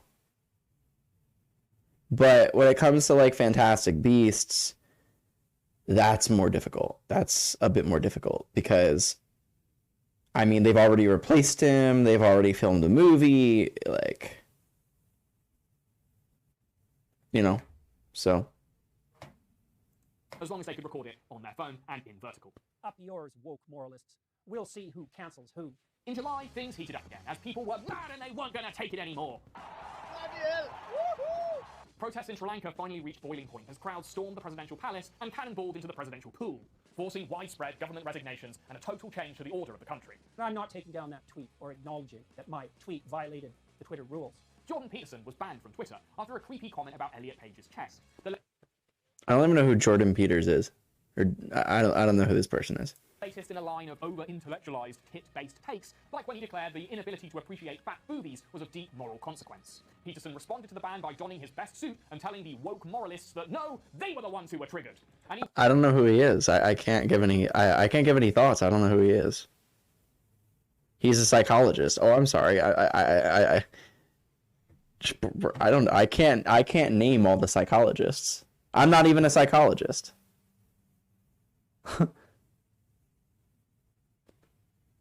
Like, I don't know. That's a bit unfair. I'm not even a psychologist. I didn't even study psychology. Yeah, you're a therapist? Name all the psychologists. You're a plumber? Name all the engineers. wasn't going to stop crying until they admitted it. Meanwhile, in the Netherlands, people were getting angry about something that actually mattered. In a nightmare for the Dutch government and a dream come true for neurodiverse 5-year-olds, there were tractors as far as the eye could see on the roads around Amsterdam. Dutch farmers protested government proposals to shut down thousands of factory farms in order to reduce greenhouse gas emissions, specifically nitrogen emissions. Hay bales were set aflame, animal shit was dumped on highways, and supermarket distribution centres were blockaded. Whoa. Can you imagine showing up to the grocery store and there's just no produce? I'm joking, Seamars, but I don't know who they are. Can you imagine like showing up to the grocery store and there's no produce? That's wild. Done it, and rightly so, as the tiny European nation is the second largest exporter of agricultural products in the world. Wow. US. Wow. Europe's breadbasket was overturned. The importance of agricultural exporters cannot be overstated. They are keeping the world fed. For anyone who thinks the war in Ukraine is just a local crisis, you need to look at global supply chains for food and fuel. These are the ties that bind. In a world of global trade, there is no such thing as a local crisis. In July, the rising cost of food sent net importers like Ghana into civil unrest. This all reveals an uncomfortable truth. If you care about the environment, the long-term battle against greenhouse gas emissions will demand sacrifice. And that sacrifice will likely be made by the poorest and the unwilling. Anyway, that's... I actually like... This brings up like a separate thing that I was thinking about. It's... I guess it's like a hot take, but maybe not. I think recycling is stupid. I think the idea is good, but I think... This is talking about like... I won't like stay on this topic too long because like I don't want to like... It's not really going to be a debate or anything, but... You know how like plastics and shit are like horrible for the environment and how essentially we're going to need to stop using plastic because it's just like there's just so much of it and it's like destroying the ecosystem, right? The problem is that there's so much pressure on you and I to do the work to fix the problem, when in reality, your and I's work is doing very little and will pretty much not change anything. And it's I would say, you know, it's kind of like my philosophies are a bit centrist, but they're also kind of based in a bit more of a, maybe a bit more of like a nihilistic view, like nothing matters, you know? But it's not, I'm not entirely in that camp of like nothing matters. I think that it all matters. And my nihilism comes from the idea that like, it doesn't, like it takes a lot for something to change. So what I'm saying is that I think that the issue with the pressure about recycling and you and I doing work on trying to preserve the ecosystem and etc. That's like a huge issue because in reality, maybe like Bunny said, like you and I can only contribute about 20%. And 20% is a lot, but it's really not. What really needs to change is the companies that, exactly, John Oliver did a really good bit about this, I agree. What really needs to change is the companies that produce the plastics. So in a way, not recycling can be a bit of a protest. I'm not, it's a hot take, but you know what I mean. We'll continue. We'll continue. It's a little bit too much moral complexity for this video. So Yeah, go for it, Ono.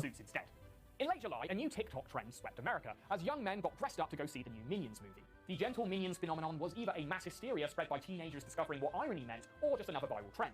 But I think it said something about the cinema's relationship with the internet. Reaching for a reason to not separate. I'm not reaching. It's not really a reach. That's eating it alive. When DVD sales declined and fell off More of like a reach around.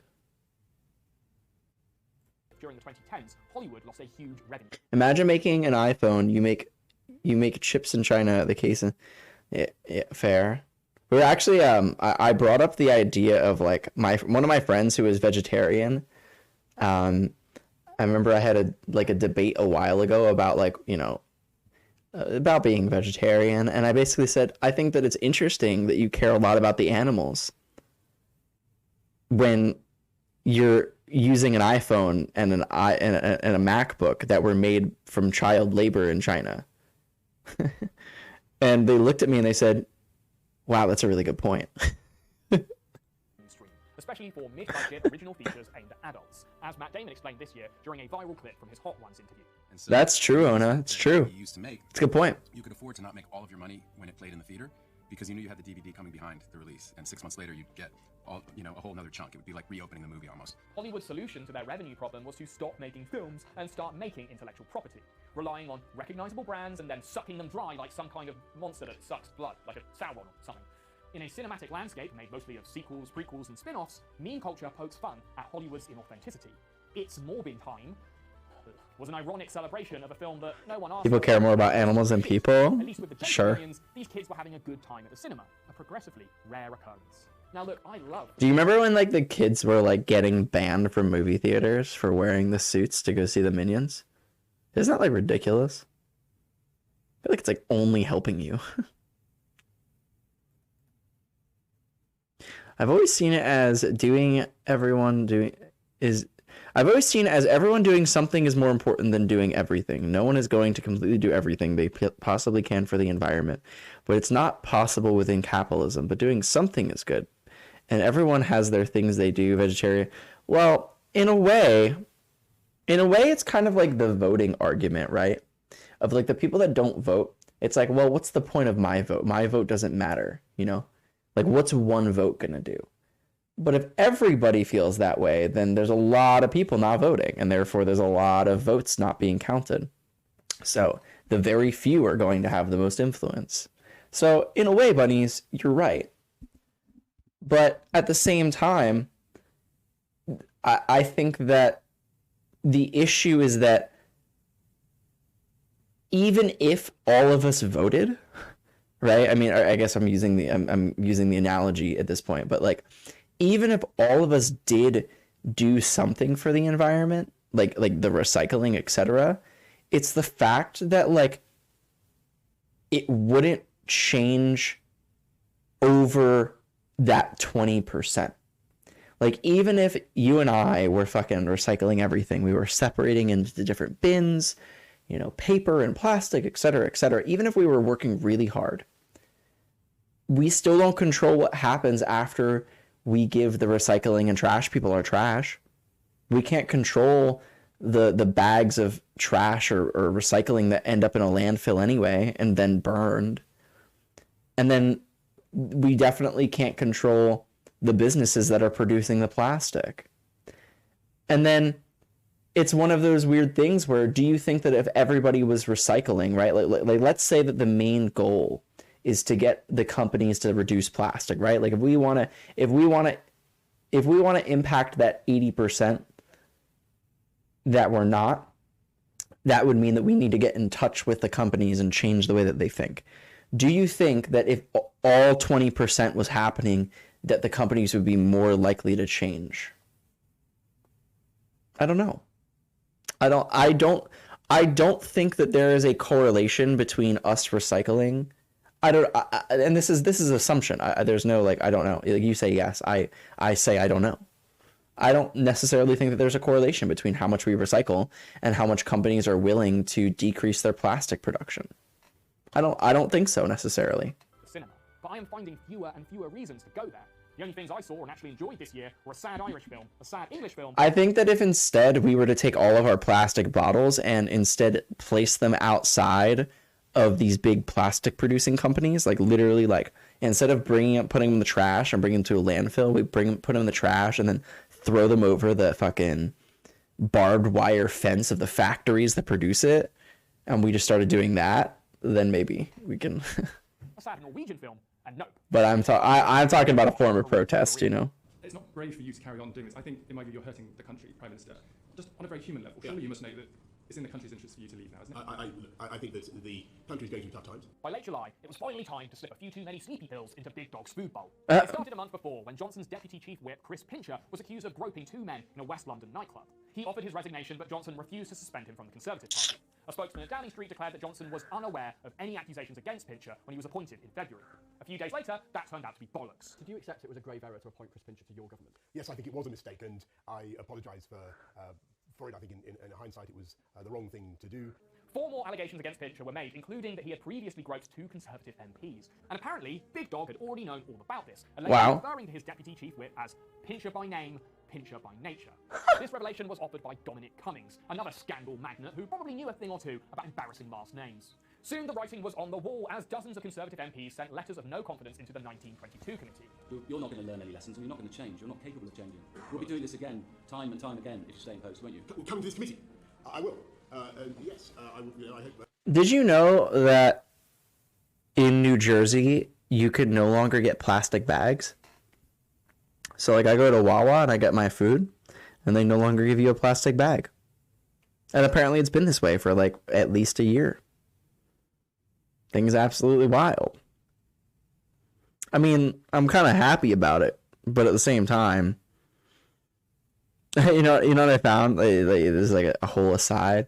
It's actually kind of interesting. It's actually kind of shitty for me personally that they don't give out plastic bags anymore, because now I don't have a drawer filled with plastic bags. Like, it turns out, and I guess I just didn't realize how important it is, but I actually use plastic bags super often, like to clean out my cat's litter, right? Like to scoop it, like I scoop it into like a plastic bag, or to like bring stuff with me, or it turns out that I actually recycled my plastic bags more often than I thought I did, and now that I don't have them, it's like, damn, it kind of sucks. Very much to be watching it. Anyone with a functioning sense of shame might have realised it was time to go. But Big Dog refused to budge. As even more letters streamed in, it was starting to look like the most humane thing to do was to take him outside and just do him old Yeller style. The BBC went from barely contained shock to boredom as Boris longed out the inevitable. 2016 until this very moment, and just now get that sort of sense of the time, his leadership ebbing away, his kitty, his prime ministership and his leadership of the Conservative Party.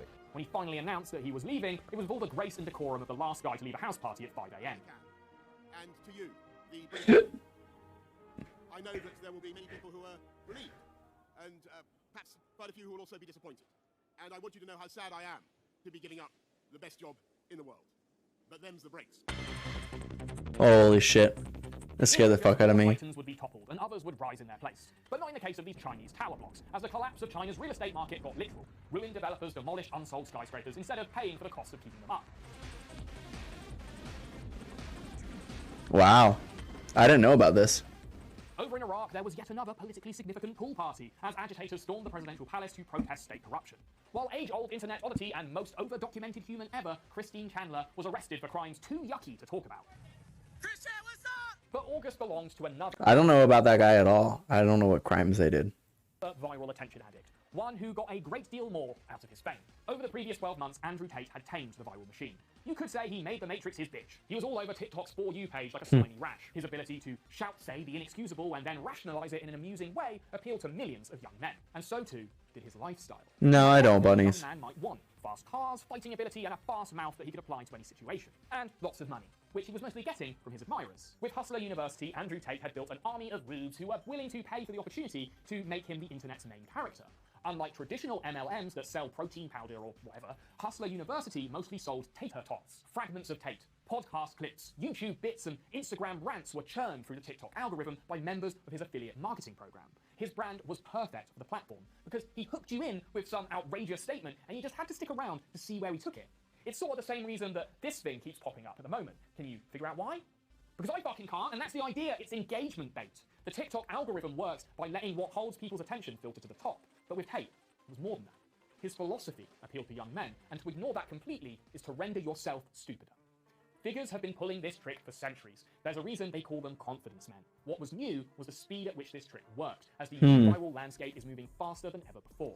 Tate flaunts his money and how many women he does sex on to give a glimpse of a lifestyle that appeals to men who dream of control over their finances and females. My actual hot take is that a man like Tate was inevitable in a cultural landscape that does sometimes encourage men to be ashamed of their masculinity. But the simplicity of telling someone how to be a man will always appeal, especially to those who maybe didn't have someone in their life to tell them how to do it. Which is why I'm saying, don't look to Andrew Tate to tell you how to be a man when you can listen to my dad, a real righteous dude that I'm going to embarrass right now. Andrew Tate sells money, lust, and power. But my dad would tell you that's just surface level shit. I'm ready. Men go after success, love, and responsibility. I know the difference seems subtle, but it's important. I'm ready. Work hard. Learn to take responsibility for your actions and make sure the people around you know how you feel about them. That is what being a man is all about. Wow, that was really well said. That was really well said. Yeah, I don't understand Andrew Tate. I don't get any of it. I have seen very little clips, and the clips that I have seen, I have not liked. I don't know. It's like some weird toxic masculinity stuff. I think it's also kind of interesting that something that he said, that he thinks that this culture would make men feel ashamed of their masculinity. I think it's kind of interesting. I also think, I don't know. I think that it's interesting because what does it mean to be masculine? I feel like there's no direct definition of what that means. And then therefore, maybe like the younger generation or just like easily influenced, male identifying, whatever, would maybe not understand what that would mean. And then see something like Andrew Tate and be like, that's what it means to be masculine. And additionally, it's also like, why the need to be masculine? Like I personally never felt any sort of like, oh, I gotta be the most manly fucking, like it just never meant anything to me.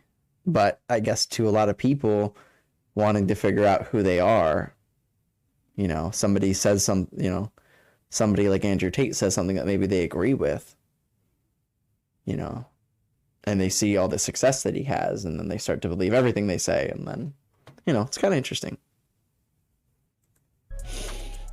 September was a big month for queuing, as people lined up to dine, dawdle, and die.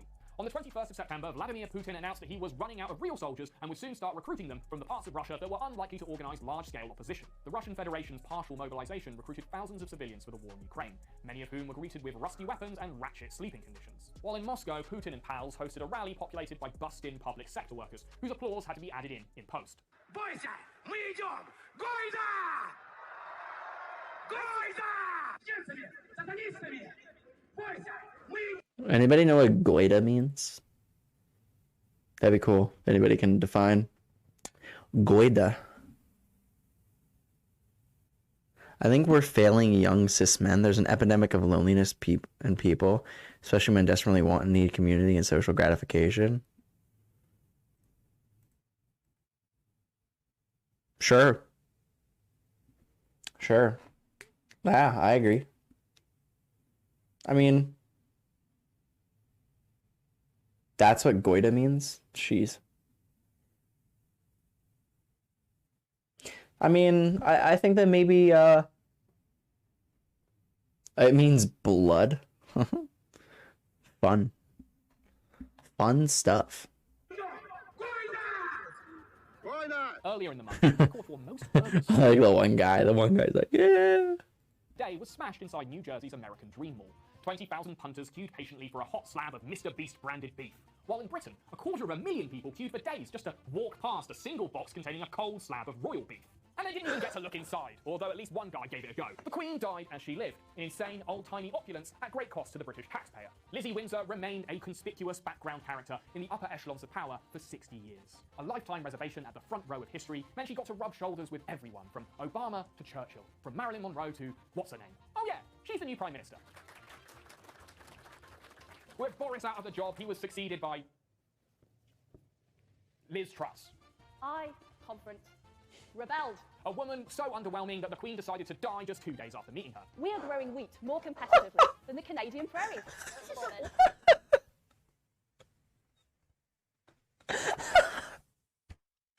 Decided to die. September might have been a busy month for history, but it was an even busier month for cheating scandals in esoteric sports. Something was definitely fishy in the great state of Ohio as a Lake Erie fishing tournament came to a close. 2 anglers were caught hook, line, and sinker when competition officials found their would-be winners were stuffed with lead balls. The moment they were caught was recorded in this mighty viral confrontation where it looked like the cheaters would be strung up alongside their fish. We got weights and fish! There we go! There was also this poker palaver, where the result of a 269,000 hand at Hustler Casino shocked players and commentators alike. Oh my god! Oh my god! I want to see. Does she have Jack 4? She got 4 Jack on? What? Whoa! Look at you. What the fuck? Newcomer Robbie J. Lou embarrassed regular Garrett Adelstein with a hero call that some thought was so unlikely that foul play was a foregone conclusion. Jacob, you look like you want to kill me. I'm not Jacob. You look like you want to kill me, Jacob. Wow. Garrett would directly accuse Robbie of cheating on Twitter, suggesting she was using some kind of... She several times states she wasn't threatened, then tweets that she was anyway. Vibrating device in her pocket, only right... Interesting. I didn't know any of this. Good night, Somber. Vibrating device and stream-watching accomplice to send her signals. Robbie also returned the money she won from Garrett, fueling online speculation of her guilt, though Hustler Casino later released an investigation that found no evidence of wrongdoing.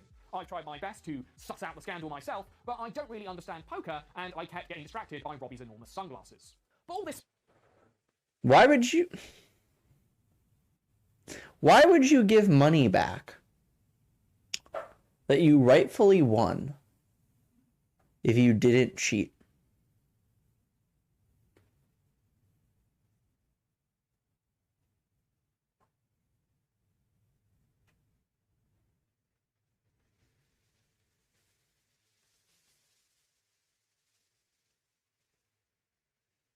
To take off steam?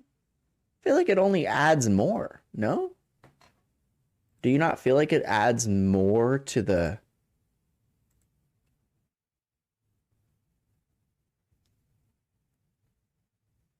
avoiding being canceled? But yeah, but I'm saying it only makes it, in my mind, it only makes it worse.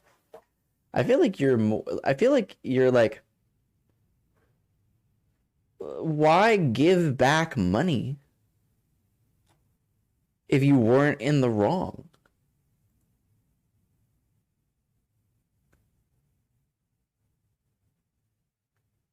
It doesn't make any sense. It doesn't make any sense. It is a little odd. Speculation about a vibrating device probably emanated from another high-profile cheating scandal that continues to throb the chess world into fits of hysteria today. It started with one match in August, a 4-game skirmish between universally loved chess world superstar Magnus Carlsen and a stroppy 19-year-old streamer named Hans Niemann. How am I this good? But these two were soon engaged in a larger ongoing battle beyond the board. There's a clip of him screaming, "How am I this good?"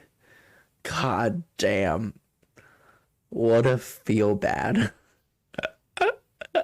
During the illustrious FTX Crypto Cup in August, Hans scored a surprise victory in his first game against the reigning champ, before losing the next 3, which occurred after he refused to give a customary post-game dissection in this viral clip. Hans, yesterday was a terrible day for you, and today you start out with a masterpiece. How would you summarize it? I think he says the games speak for themselves, right? Yeah. Chess speaks for itself. Chess speaks for itself. I agree. Magnus is too cocky for my taste. I like Magnus. I think he's a dreamboat. of chess that everyone loves to hate. And maybe the war in Ukraine stops being a thing. That'd be good. Oh, wait. That's it. And remember, the part, but painting, inspiring copy. Oh shit! I skipped so much. Regular Garrett Adelstein with a might speak for itself, but Neiman had built his reputation by speaking out of turn. You can hear me? Jack, we're playing Magnus! We're playing Magnus Carlsen! Gloating when victorious and self-pitying in defeat, Neiman was famous for his incredible skill and stratospheric rise, but also for throwing tantrums on stream. What? Oh, how is he so smart? You could say he was a bit of a drama queen. Good night, bunnies. A total contrast to magnanimous Magnus. A grandmaster at 13, he was worshipped by the community as the Mozart of chess. Now 32, Magnus is the chess world man wonder, worth $50 million thanks to lucrative deals with luxury brands and chess.com.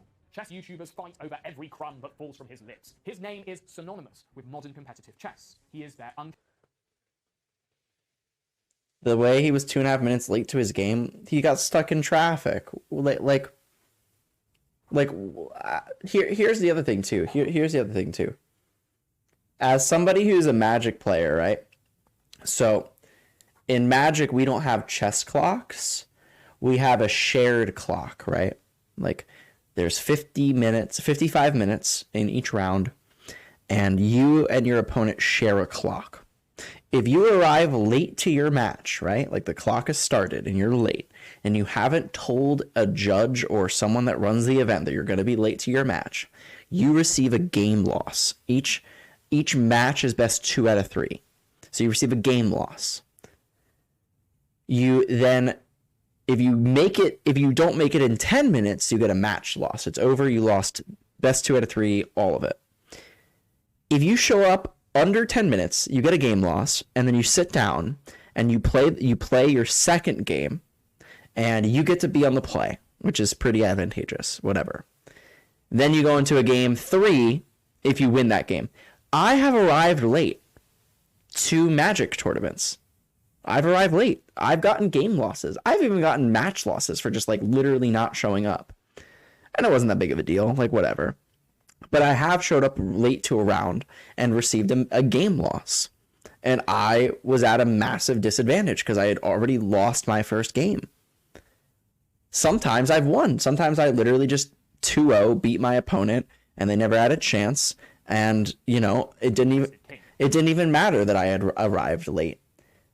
But at the same time, like, the consequences of Magnus arriving late is the fact that he has less time on his clock. The point that I'm trying to say is that in chess, you're at a very similar, maybe more disadvantage for showing up late to your match, because it only affects your time. It doesn't affect it only affects their time. It doesn't affect your time. And if he arrived 2.5 minutes late because of traffic, something he can't really control anyway, and he proceeds to beat his opponent anyway, even though he has way less time on his clock, because remember the chess clock for 3 minutes. It was speed chess where you get 3 minutes. He proceeds to beat his opponent anyway with only 30 seconds on the clock. Like, is it really his fault? And additionally, get fucked, opponent. Because here's the thing. He could have just, if he wanted to, if Magnus Carlsen really wanted to, he could have been there on time, assuming that there was no traffic and whatever, and for 2.5 minutes just sat there and jerked himself. If he wanted to, because he could. It's his time. He can choose to use that time however he wants. He wants to fucking crack open a Red Bull and some candy and sit there and fucking daydream in space for 2.5 minutes. That's totally up to him. It's his time. So I think the fact that it wasn't intentional, all of this adding up is that I don't think it was that big of a deal. And if anything, it shows how good of a player that he is. He didn't even need the time. He beat his opponent with just those 30 seconds. That's my opinion, though. Was put into check during his match against Neiman on September 4th, where he was defeated in what has become the most overanalyzed game in chess history. It must be embarrassing for the world champion to lose to me. The following day, Magnus tweeted this coded reaction to his loss, accusing Neiman of cheating without actually saying it. Yeah, he has withdrawn. Wait, what's going on?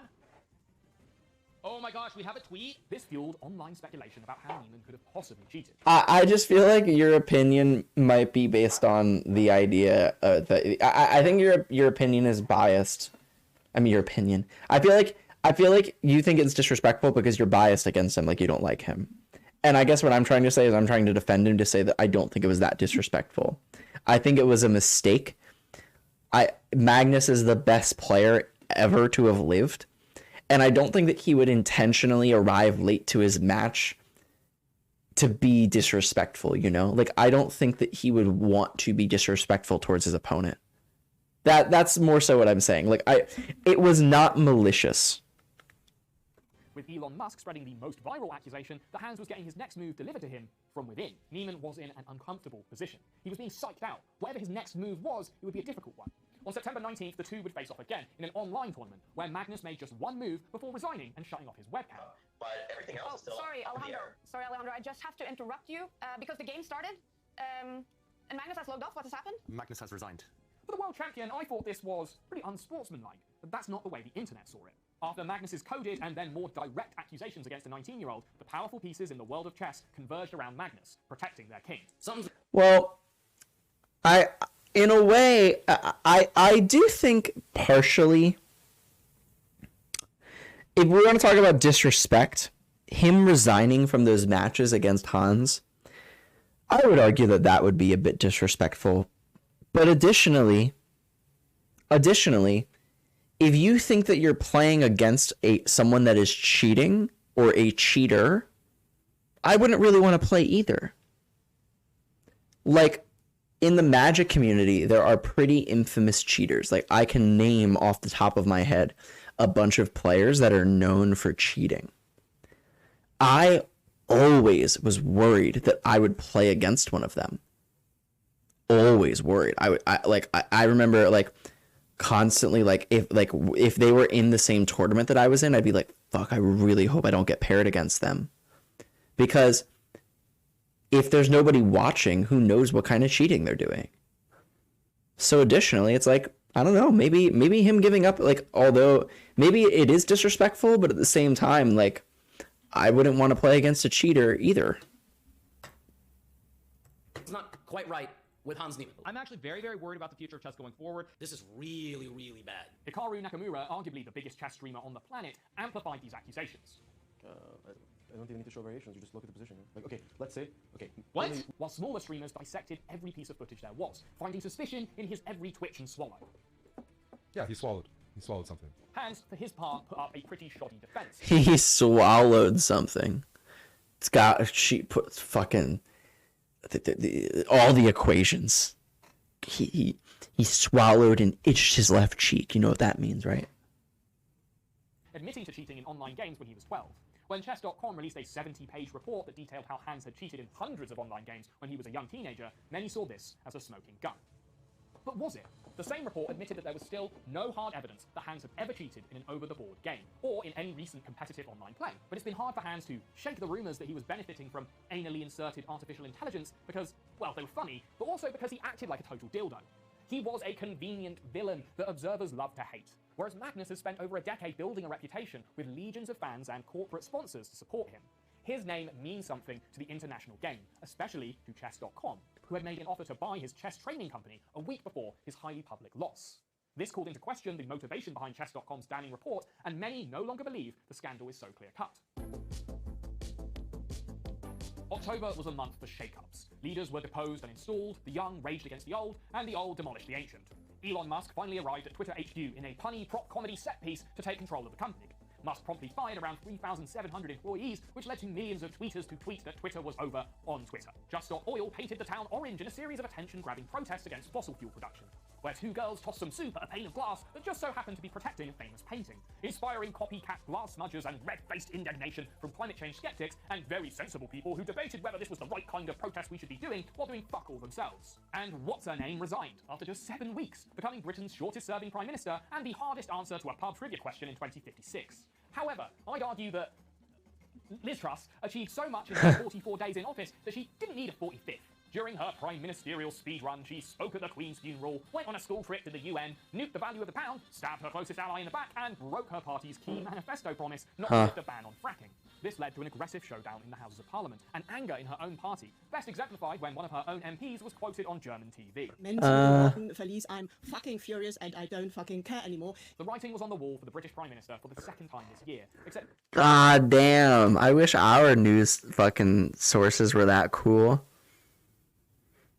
I wish our news sources were cool enough to fucking broadcast I don't fucking care anymore. This time, the wall was on fire, and the words, "You're fucked," were written on it in human shit. The Daily Star's YouTube channel went viral when they pitted a head of lettuce against the Prime Minister to see who'd last longer. Inevitably, the lettuce pulled ahead as Thingamabob attempted to project confidence in her final speech before announcing her resignation. I am a fighter and not a quitter. The toast-headed leader of the opposition even got a successful jab in there, finally landing a joke for the first time in his career. A book is being written about the Prime Minister's time in office. Do you know how bad you did that Germans start swearing in your language? That's funny. Apparently, it's going to be out by Christmas. Is that the release date or the title? That biography did eventually come out, with a final line that I think sums up the whole fucking mess. There were tears among Truss's Downing Street staff at her resignation, but she reassured them, and herself, with these words. "Don't worry, I'm relieved it's over. At least I've been Prime Minister." Meanwhile, in China, Xi Jinping was schooling world leaders everywhere on how to show 1.4 billion people you're still the boss. In a one-party system with no tolerated opposition, the best thing you can do is kick your predecessor out on his decrepit arse. Yes, this was Big Xi cementing his precedent-busting third term as the General Secretary of the Communist Party. The party itself also bucked tradition by declining to release China's annual key economic data, probably because it was so good it would just embarrass the other countries. We'll check in on China next month, but first, Iran. The Iranian regime has been putting out fires and murdering protesters for decades, but 2022 ignited the regime's most existential threat to date. On September 17th, protesters gathered at the funeral of 22-year-old Mahsa Amini, who'd been killed in police Oh yeah, I remember this. To cover her head. Within a week, this had spiraled into a nationwide protest movement in at least 15 of Iran's 31 provinces, despite attempts by the regime to shut down the mobile internet. Mahsa's name became one of the most viral hashtags of the year, as Iranian women led the movement into October and beyond. The protest quickly developed into a wider revolt against the government and the Guidance Patrol, the vice squad thugs that force Iranian women to cover their hair and suppress the country's freedom generally. In unprecedented displays, schoolgirls marched in the street shouting anti-government slogans, as others ejected education officials from their school. The government's internet curfew failed to suppress organisation, while state television was briefly hacked to show an image of the country's supreme leader in the crosshairs. Jeez. The country's vital energy sector went on strike as oil industry employees chanted for the downfall of a dictator. This was a serious omen for the regime, as the revolution that brought them to power was also the culmination of mass protests and strikes by oil workers. In reaction, the government cracked down harder, shooting protesters and conducting mass arrests. But viral footage of state violence and the martyrdom of more young victims inspired renewed resistance and greater fury. I have to stop here, partly because of the rigid, month-based system I chained myself to, but also because this is still a developing story. Wow, interesting, Ono. Take Iran. But what I can say for sure is that the regime's attempt to censor footage and stamp out online organisation has completely failed. Information wants to be free, and so do the people who courageously act upon what they learn. At the risk of getting a little too sincere for a minute, I just want to say, I love Iran, its culture, its history, its food, and its people, and I pray for their freedom. Alright, on to the next month. Hello, Dubai. I'm so honored to be projected on the Burj Khalifa. November was a bad month to be a brand, as Rihanna's 5-head was projected incorrectly on the Burj Khalifa in an ill-fated Fendi promotion. Balenciaga were... Oh my god. Who thought that this would be a good idea? Oh my god. That's so sad. Oh no. Incorrectly on the Burj Khalifa in an ill-fated Fendi promotion. Balenciaga were in hot water when they released promotional photos that looked less like an advert for their ugly price-gouged garments and more like one for, cheese pizza? The luxury brand's shallow attempt to appear like they were courting controversy backfired when it actually became controversial. Influencers burnt their merchandise in a bonfire of the vanities that would have been cool if it weren't revealing that they bought that shit in the first place. This is for you, Balenciaga. I'm burning all of my t-shirts that I used to love. Thousands of dollars worth of t-shirts gone. I am done with this brand. Back at Twitter, users abused Elon's pay-to-play blue tick system in order to impersonate people and brands. Everyone from Nintendo to Ben Shapiro were in the firing line.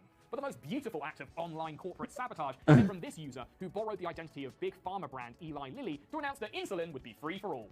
The company's shares took a battering the following day, wiping billions from their market cap. But that was chump change compared to what was going on at FTX. After a negotiation between Binance and FTX fell through, the third largest crypto exchange in the world went bust. It appears Wow. like a genuine commingling of the funds that are FTX customers that were not supposed to be commingled with your separate firm. I ain't knowingly commingle funds. Customer funds from the exchange had been siphoned out to Alameda Research, run by SBF's hedge fund XGF, Caroline Ellison. And look, I'm not gonna flog a dead horse, so I'll just say it turned out that these two were swapping more than everyone's money around. Yes, they were the core couple in the polycule that took down crypto. Turns out the guy who was giving away all of his money was giving away all of your money, and a big chunk of it was going to the Democrats, with a few wads stuffed into Republican wallets for good measure. Yeah, I agree. I had never heard of FTX until all this controversy. The Sharks were accepting $15 million to become a spokesman for the now bankrupt exchange. All of this seems obvious in hindsight, but the signs were there. You should never trust a fat vegan. They're always hiding something. Sam tried to calm the storm, but failed to calm himself, shaking in his interview seat either from fear or a protein deficiency. While many of the company's media stooges initially gave Sam an easy ride, the internet's unfiltered rage showed where public sentiment really stood. Jeez. Back in China, things went from zero COVID to zero chill real fucking quick, as mass demonstrations against COVID restrictions spread across the country. A worker-led revolt in a major Foxconn iPhone factory began in Zhengzhou after employees were barred from leaving the site. Many had already fled or quit, fearing the possibility of being kept in the cramped corporate dorm-style quarantine facility. Foxconn hired seasonal workers to replace the missing, but they ended up being paid less than they were promised by the government, which instigated the revolt. Footage from the factory spread across Chinese social media faster than the censors could block it. In a country that had spent the last year labouring under a collapsing economy and progressively high-tech repression tactics, the rage of the Foxconn factory workers proved infectious. Many Chinese citizens have been subject to daily testing, fearing the label of a red QR code, which could leave them locked in their own home or sent to one of the country's terrifying quarantine gulags. Jeez. The between hazmat heavies and ordinary people were recorded in dozens of cities, while the WeChat censorship machine couldn't keep up with the sheer number of videos which were also surfacing beyond the Great Firewall. And this was all happening while the FIFA World Cup was airing, showing the maskless masses of the world enjoying their freedom in the famously free state of Qatar. Wow. Protesters tore down this COVID testing booth in Lanzhou, sending a pretty clear message, while crowds in Shanghai bravely targeted their anger at the party and the big man himself. By the time a quarantine centre was burnt down in early December, it looked like the Communist Party had got the message. Alright, last month. The last month of the year was far from quiet, as several stories reached their exciting conclusions, as others threatened to keep on going until we're all fucking dead. The artist, currently known as Yadolf, jumped out the Overton window on InfoWars. Yadolf. Declaring his love for Hitler and making Alex Jones sound like the voice of reason. Over in Germany, things were getting even more Hitlerian, as police arrested 25 men for plotting to overthrow the government. The 50-man Reichsbürger group planned to install their 71-year-old king as the new Führer in some kind of caring home coup. Hello, everyone. This is Donald Trump. Hopefully your favorite president of all time, better than Lincoln, better than Washington. In a relatively quiet year for America's own failed geriatric coup leader, Donald Trump used December to gift his loyal followers with a set of $99 NFTs. Upon release, the Nice. trading cards immediately netted a sale of $3.9 million, which might cover some of the former president's 2023 legal fees. Back in the Bahamas, SBF got F in the B as he was finally arrested on charges of fraud, money laundering, and campaign finance violations. After spending a few days in a Bahamian jail, Sam has decided not to contest his extradition to the US, where he could face up to 115 years behind bars. Crypto Wow. probably faded as the tech fad on trend, as artificial intelligence looks set to be the sticky buzzword to attract venture capital wasps in 2023. ChatGPT wowed everyone in December as it produced original writing tasks with terrifying ease. Whether it's just machine learning Mad Libs or the tech to upend disparate professions from coding to creative writing remains to be seen. And Elon Musk finally got bored of his new toy, putting up a poll asking whether he should quit as chief twat. This followed 2 agonizing months of Elon's self-installation as Twitter's main character. When Elon ventured outside his $44 billion echo chamber, he was booed for a full 5 minutes when Dave Chappelle brought him on stage during a stand-up show. Oh my god, I forgot about It that. must have had an effect on the world's most sensitive billionaire, as days later he was banning accounts left and right, starting with the teenager legally tracking his flight, moving on to anyone posting links to competing social media sites, and finally onto journalists who questioned his methods. This embarrassing series of suspensions completely undercut the idea that Elon was reclaiming Twitter in the name of free speech. Back in China, it looked like Big Xi was forced to reverse course, as the country looked to slowly abandon zero COVID and embrace COVID 100. The iconic Guangzhou Tower displayed this message, putting the people's health into their own hands. But with a working population in steep decline and the threat of an overwhelmed healthcare system, expect to see more woe and rage in modern China.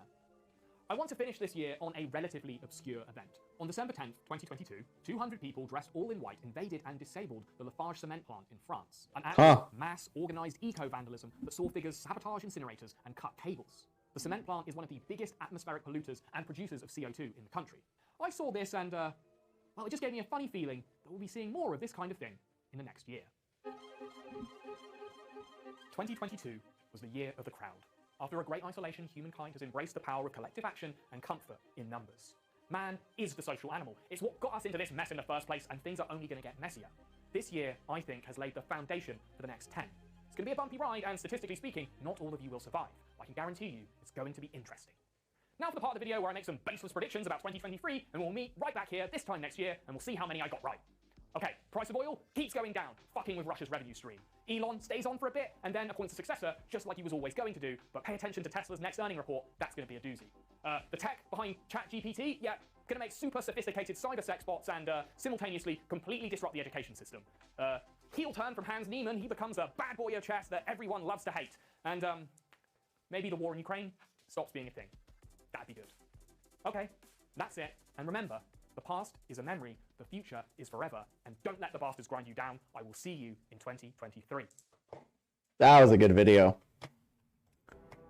I don't know how, I thought that was incredibly entertaining and super informational personally. I am going to end stream though. I'm getting kind of sleepy. So I hope that was enjoyable for you. It was a good time. Like I haven't done any of like year in review videos, you know, like I haven't like looked back and looked back at a lot of NB Gamer. Thank you for the follow. I did not, Ona. I'll take a look. I am gonna end stream though. I'm getting kind of sleepy and I've been going to bed actually relatively early. Like I'm probably gonna go to bed in about an hour. So thank you for hanging out with me. I really appreciate it. You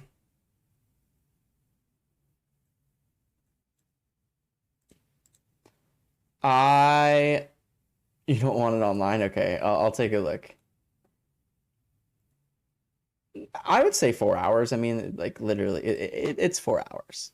And by the time I finish my spiel, it'll be about 4 hours. So, thanks for hanging out. I really appreciate it. I love you guys. My apologies for being late, but I'm glad that we got to spend a little bit of time together. The end of the night wrap up is just RT1s with the 43 months. Thank you. I appreciate it. Thank you for supporting the stream. It means a lot. I'll be back on tomorrow. I'm probably going to be doing some magic practice. And I'll probably be a little late because I think I'm going over my friend's place to practice magic, but also additionally like get ready for the event this weekend. I knew this week was going to be a bit sporadic, so I knew it was going to be a bit difficult. So I didn't know how difficult, but I knew it was going to be an amount. So my apologies for the inconsistencies of stream this week. I appreciate you. I'm going to turn on the goodbye sugar so you can say goodnight. If you would like to, totally up to you. It costs 1 channel point. Feel free to spend as much as you would like. If you do not use the goodbye sugar this evening, you will I did stay on late, Ormies. I wanted to try to do like 4 hours. I wanted to, you know, I've been a little bit inconsistent with streams this week because I've just been so busy. So I wanted to do a little bit of a longer stream. And I'm glad I did. That video that we watched was really good. It was really informational. I hope you had a good week.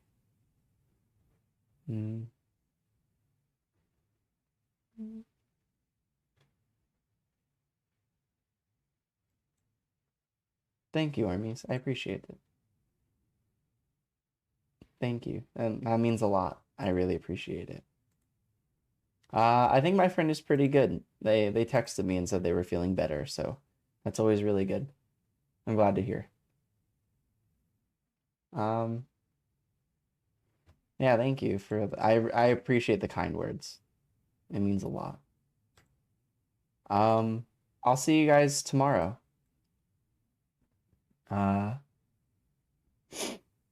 Yeah, and until then, your advice, stay or become optimistic. That is your advice. Optimism is a very powerful tool. So I love you guys a lot. I love you guys so much. So exactly. I'll see